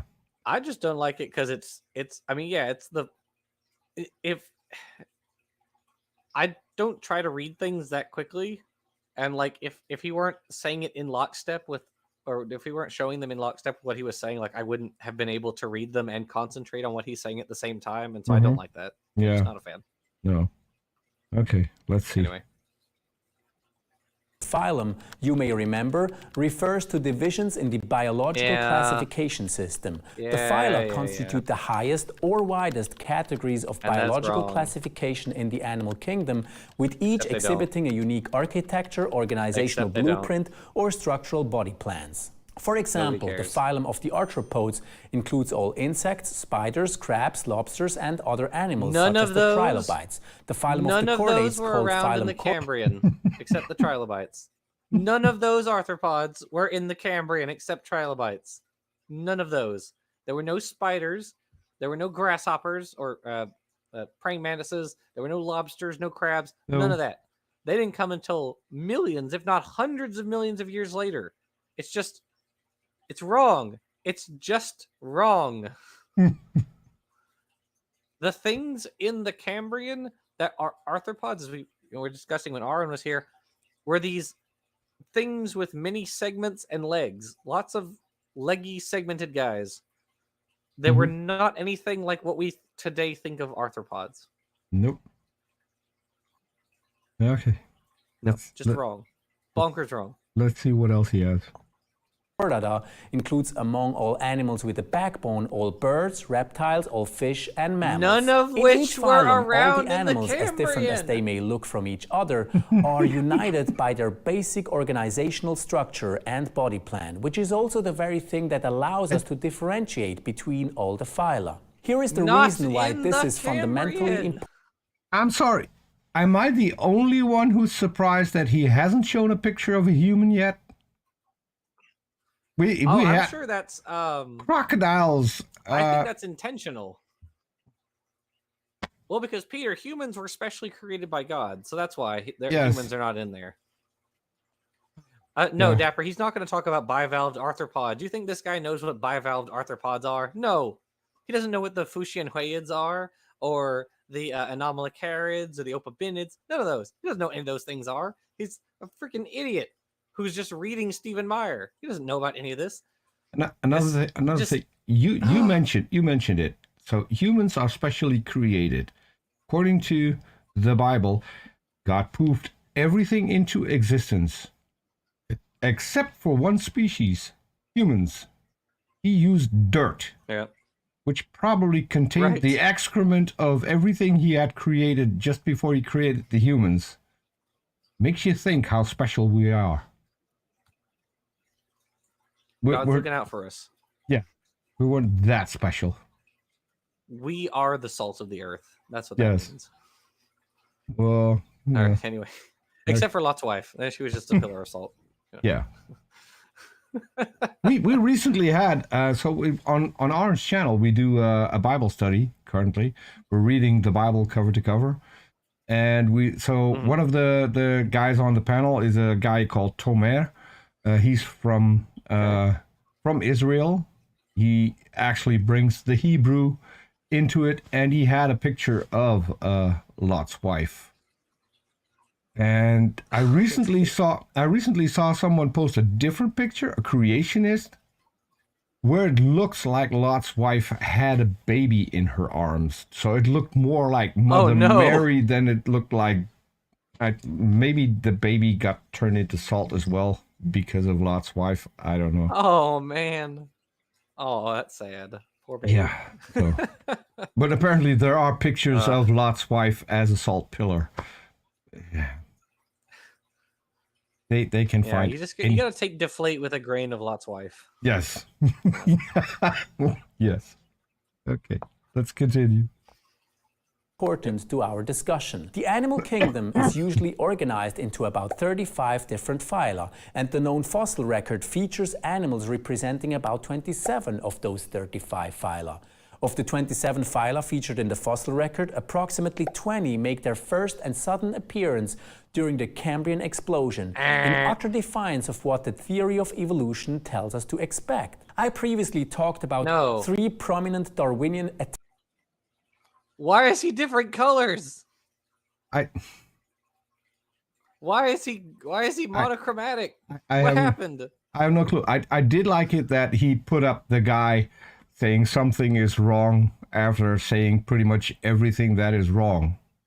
Kind of bit ironic. I don't think that's what he intended, but I liked it. It's a great touch. But yeah.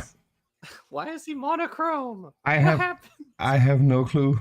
It's probably it has to do with his editing style. It has to be dynamic. I think that's his take. Yes. That's why all the flashing screens and when he puts up text, he puts in red words like there are in the Bible. The words that Jesus said, those are the red words. Maybe he's trying to be the next Michael Bay. Like he's going to work up to explosions in every slide very soon. I don't know. The icons that he's using as well.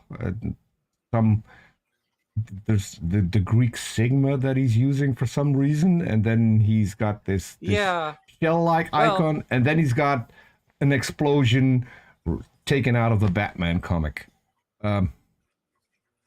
Yeah, it's funny you say that because Dalton just said we're going to get Deflate's backstory. Yeah. Oh, maybe he's going back. All right, let's see if maybe he's going back in time. I don't know. I think that's what's happening. I think this is going to be like a flashback to a previous video. Let's see. I don't know why he couldn't just say, as I said previously, and then just go on. I guess he has to show us the video too. Okay. He's not even in black and white. He's in sepia. He's sepia scaled. Yeah. What's missing is the scratches, the film scratches, and the things that you would normally do with this kind of color. If you want to make it look old, you're not going to just with the color scheme. You also want to put in some grain and some scratches, but also, I want to point out, Jamie says, found the Conway Morris paper, but can't find the quote in it. I'm not surprised by that. That really doesn't surprise me. Oh, well. Anyway. Okay. All right. Continue. attempts to fix this problem and showed why all of them fail. Check out the 2 first videos in this playlist up here to find out more. Then why was it in black and white? I'm going to tell you about yet another theory or model which came up in the pursuit of reconciling the fossil record with Darwin, one that has reached such fame that it deserves an episode on its own: the theory of punctuated equilibrium. Punctuated equilibrium was advocated by the 2 American paleontologists Stephen Jay Gould from Harvard and Niles Eldredge from the American Museum of Natural History. As we're about to see, their theory challenged Darwinian orthodoxy head-on and stirred up the scientific community back in the 70s and early 80s when they went public with their revolutionary hypothesis. Gould became the main spokesperson. So, back in the 80s, and what happened since? Have they been proven wrong after stirring everything up? Has there anyone ever refuted their arguments? Why Peter, is they just kind of threw it out there and left it alone, and that was it. That was the last we ever heard of them. Yeah, I mean, they did nothing else following that event. Nothing happened. They just kind of said, what if punctuated equilibrium, and the rest of the community just like flung into a rage, and then they said, well, never mind. That's what happened.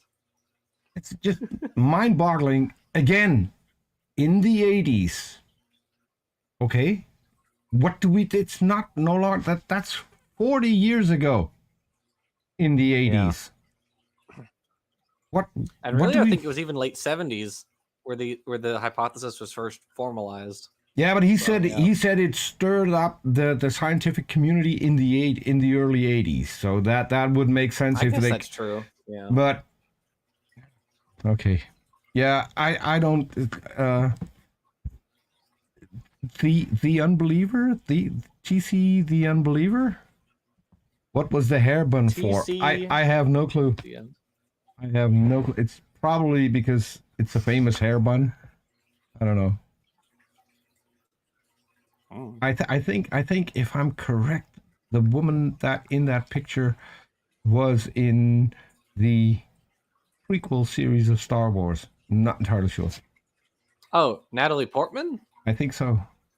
I'm not sure. But maybe. I don't know. I thought it was just like it just looked kind of like a stock photo of like a celebrity to me. I don't know. Which anyway. Could be her. I mean that's true. It could be her. Yeah, that's true. Okay. For punctuated equilibrium and acquired significant popularity as a result of it. Here is what he and Eldredge actually proposed. Punctuated equilibrium rejects the idea that evolutionary change happens slowly and continuously, something that is absolutely fundamental to Darwinian and neo-Darwinian theory. It argues the exact opposite instead, namely that evolution happens rapidly and only in certain limited periods of time. Outside of those periods of rapid change. Okay, so first of all, someone's getting annoyed. Neo-Darwinism. Sorry. Darwinism was the 1850s instantiation of evolution, and then Neo-Darwinism was the 1930s instantiation of evolution. By the 80s, it was 50 years old by that point. 50 years. You think they came up with anything new in 50 years? I mean, Jesus Christ. The thing with punctuated equilibrium, yes, you have periods of gradual sort of morphological, or you may have stasis morphologically or gradual morphological change. Then you have periods of rapid morphological change. What does that mean? What does rapid mean? Rapid means thousands, usually hundreds of thousands to millions of years. And you can say, yeah, that's really short geologically, which sure, yeah, it is. Geologically, biologically, it's a very long time. And so punctuated equilibrium is just standard biology at this point. It's not controversial. No one's arguing that it's wrong. Now, to believe that it's contrary to evolution is just bonkers. Why would it have been incorporated into the standard evolutionary theory within the 80s? So within a decade of being proposed, it was incorporated into evolutionary theory. if it was contrary to evolution, why? Why would that have happened? That doesn't make any sense. It's just nonsense. Oh. I think we're at the 2-hour mark, though. Oh, also you're muted. Sorry. Yeah, I was threatened with the famous bull run, which is something my dog does every once in a while. It just snaps and then starts running and jumping. Well, we are at the 2-hour mark, so I think we're gonna call it for now. Okay. So Peter, what have you got going on over on your end? I'm planning a few shows. It's still waiting for replies. I'm going to have 2 creationists on my channel. One is a guy that I've talked to briefly and friends of mine have talked to, so I'm looking forward to that one because this guy actually seems to be sincere and really wants to know more about evolution. So that's going to be a collab with someone that I haven't had on my channel before. His name, and I always butcher his name. His name is Scientia Perceptum. He's a teacher in evolutionary biology. He was probably one of the earliest people to follow me on Twitter, and we still follow each other. So I offered him to do a collab, and he brought in another creationist. I'm not sure if he's that honest, but that should be a fun conversation as well. So I'm waiting for both to give me a time and a date. The problem is there was this, I think it was a holiday that's to do with Christianity, somewhat vaguely. There's a war also on it. I mean, I think that got in the way. I think that was tends to happen. Yes, but yeah, and other than that, we had a hiatus on Orange Channel with the Blasphemers Bible and reading Joseph's Myth. We're going to start back up. First day of the year, January 1st, is this Sunday.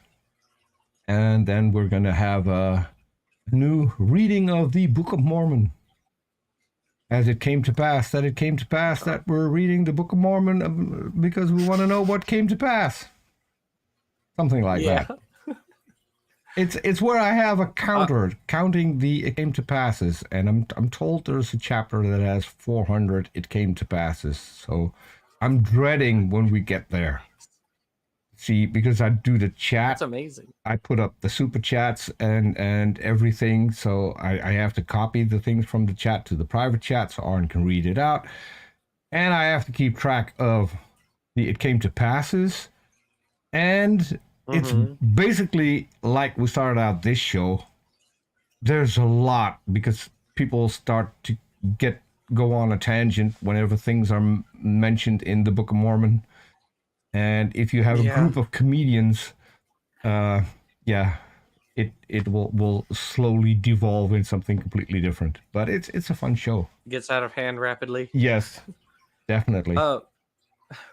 Reason to Doubt just showed up. Oh, I didn't realize you. Let's make you a moderator. There you go. He says, I'm here. We can do the news now. Of course, you show up at the very end. Shame. Shame on you. Shame on you. Well, on here, I just put out the video about the Do Miracles Happen at Lourdes, which was... That was a good one. It was an interesting change of pace. Actually, Dapper helped me out with that one. I kind of want to do more sort of like skepticism stuff like that in the future. So maybe we'll make that into more of a thing. I don't know. I liked the video, and I liked how you pointed out that the more we progressed to being skeptical about claims, and how many people in that have experienced this miracle are self-diagnosed. Makes you think. Yeah. Makes you think. Yeah, there's a meme. You've probably seen this meme, Peter. It's like It says like the incidence of miracles, and then it says like the invention of the camera, and then miracles like drop off immediately after. Now I'm sure that's Dapper. You helped me with the script for the Lord's video, allegedly. Maybe he did. We'll never know. At the very least, you made sure I didn't have any egregious typos. What else happened? What was I saying? So anyway, I don't know about the veracity of that meme. It is just a meme after all. However, I do think it's really funny that the incidence of alleged miracle cures at Lourdes as we approach the present goes down. It's like it's a sharply decreasing number. Yes. So to the point that like within the past 20 years, it's 0, or I think 30 actually. I think it said 1990 to 2006.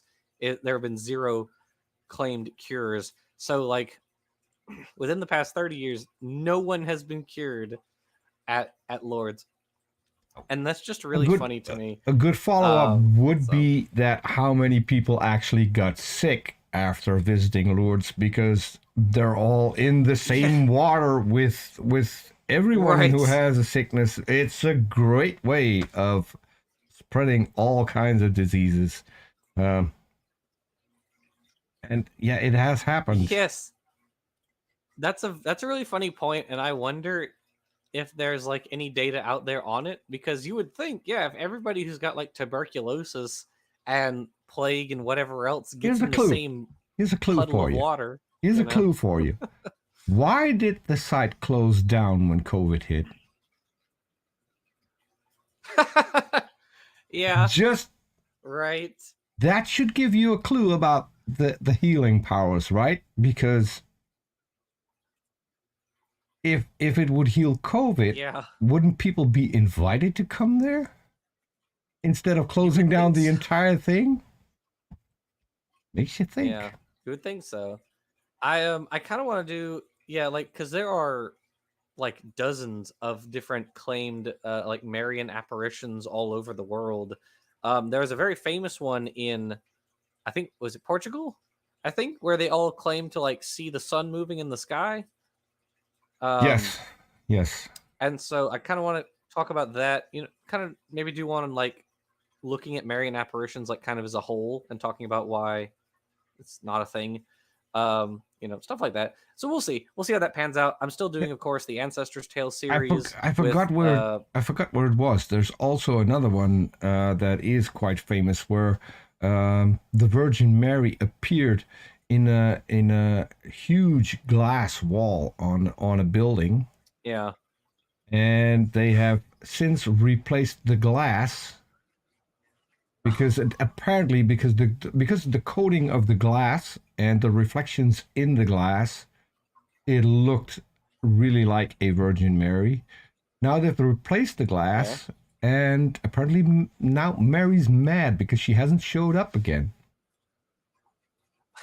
There's Fatima. also story. That's what it was. Yeah, the Fatima story. Yeah, and so there's also another one about a hospital where people went to pray outside, and they felt the tears of Jesus.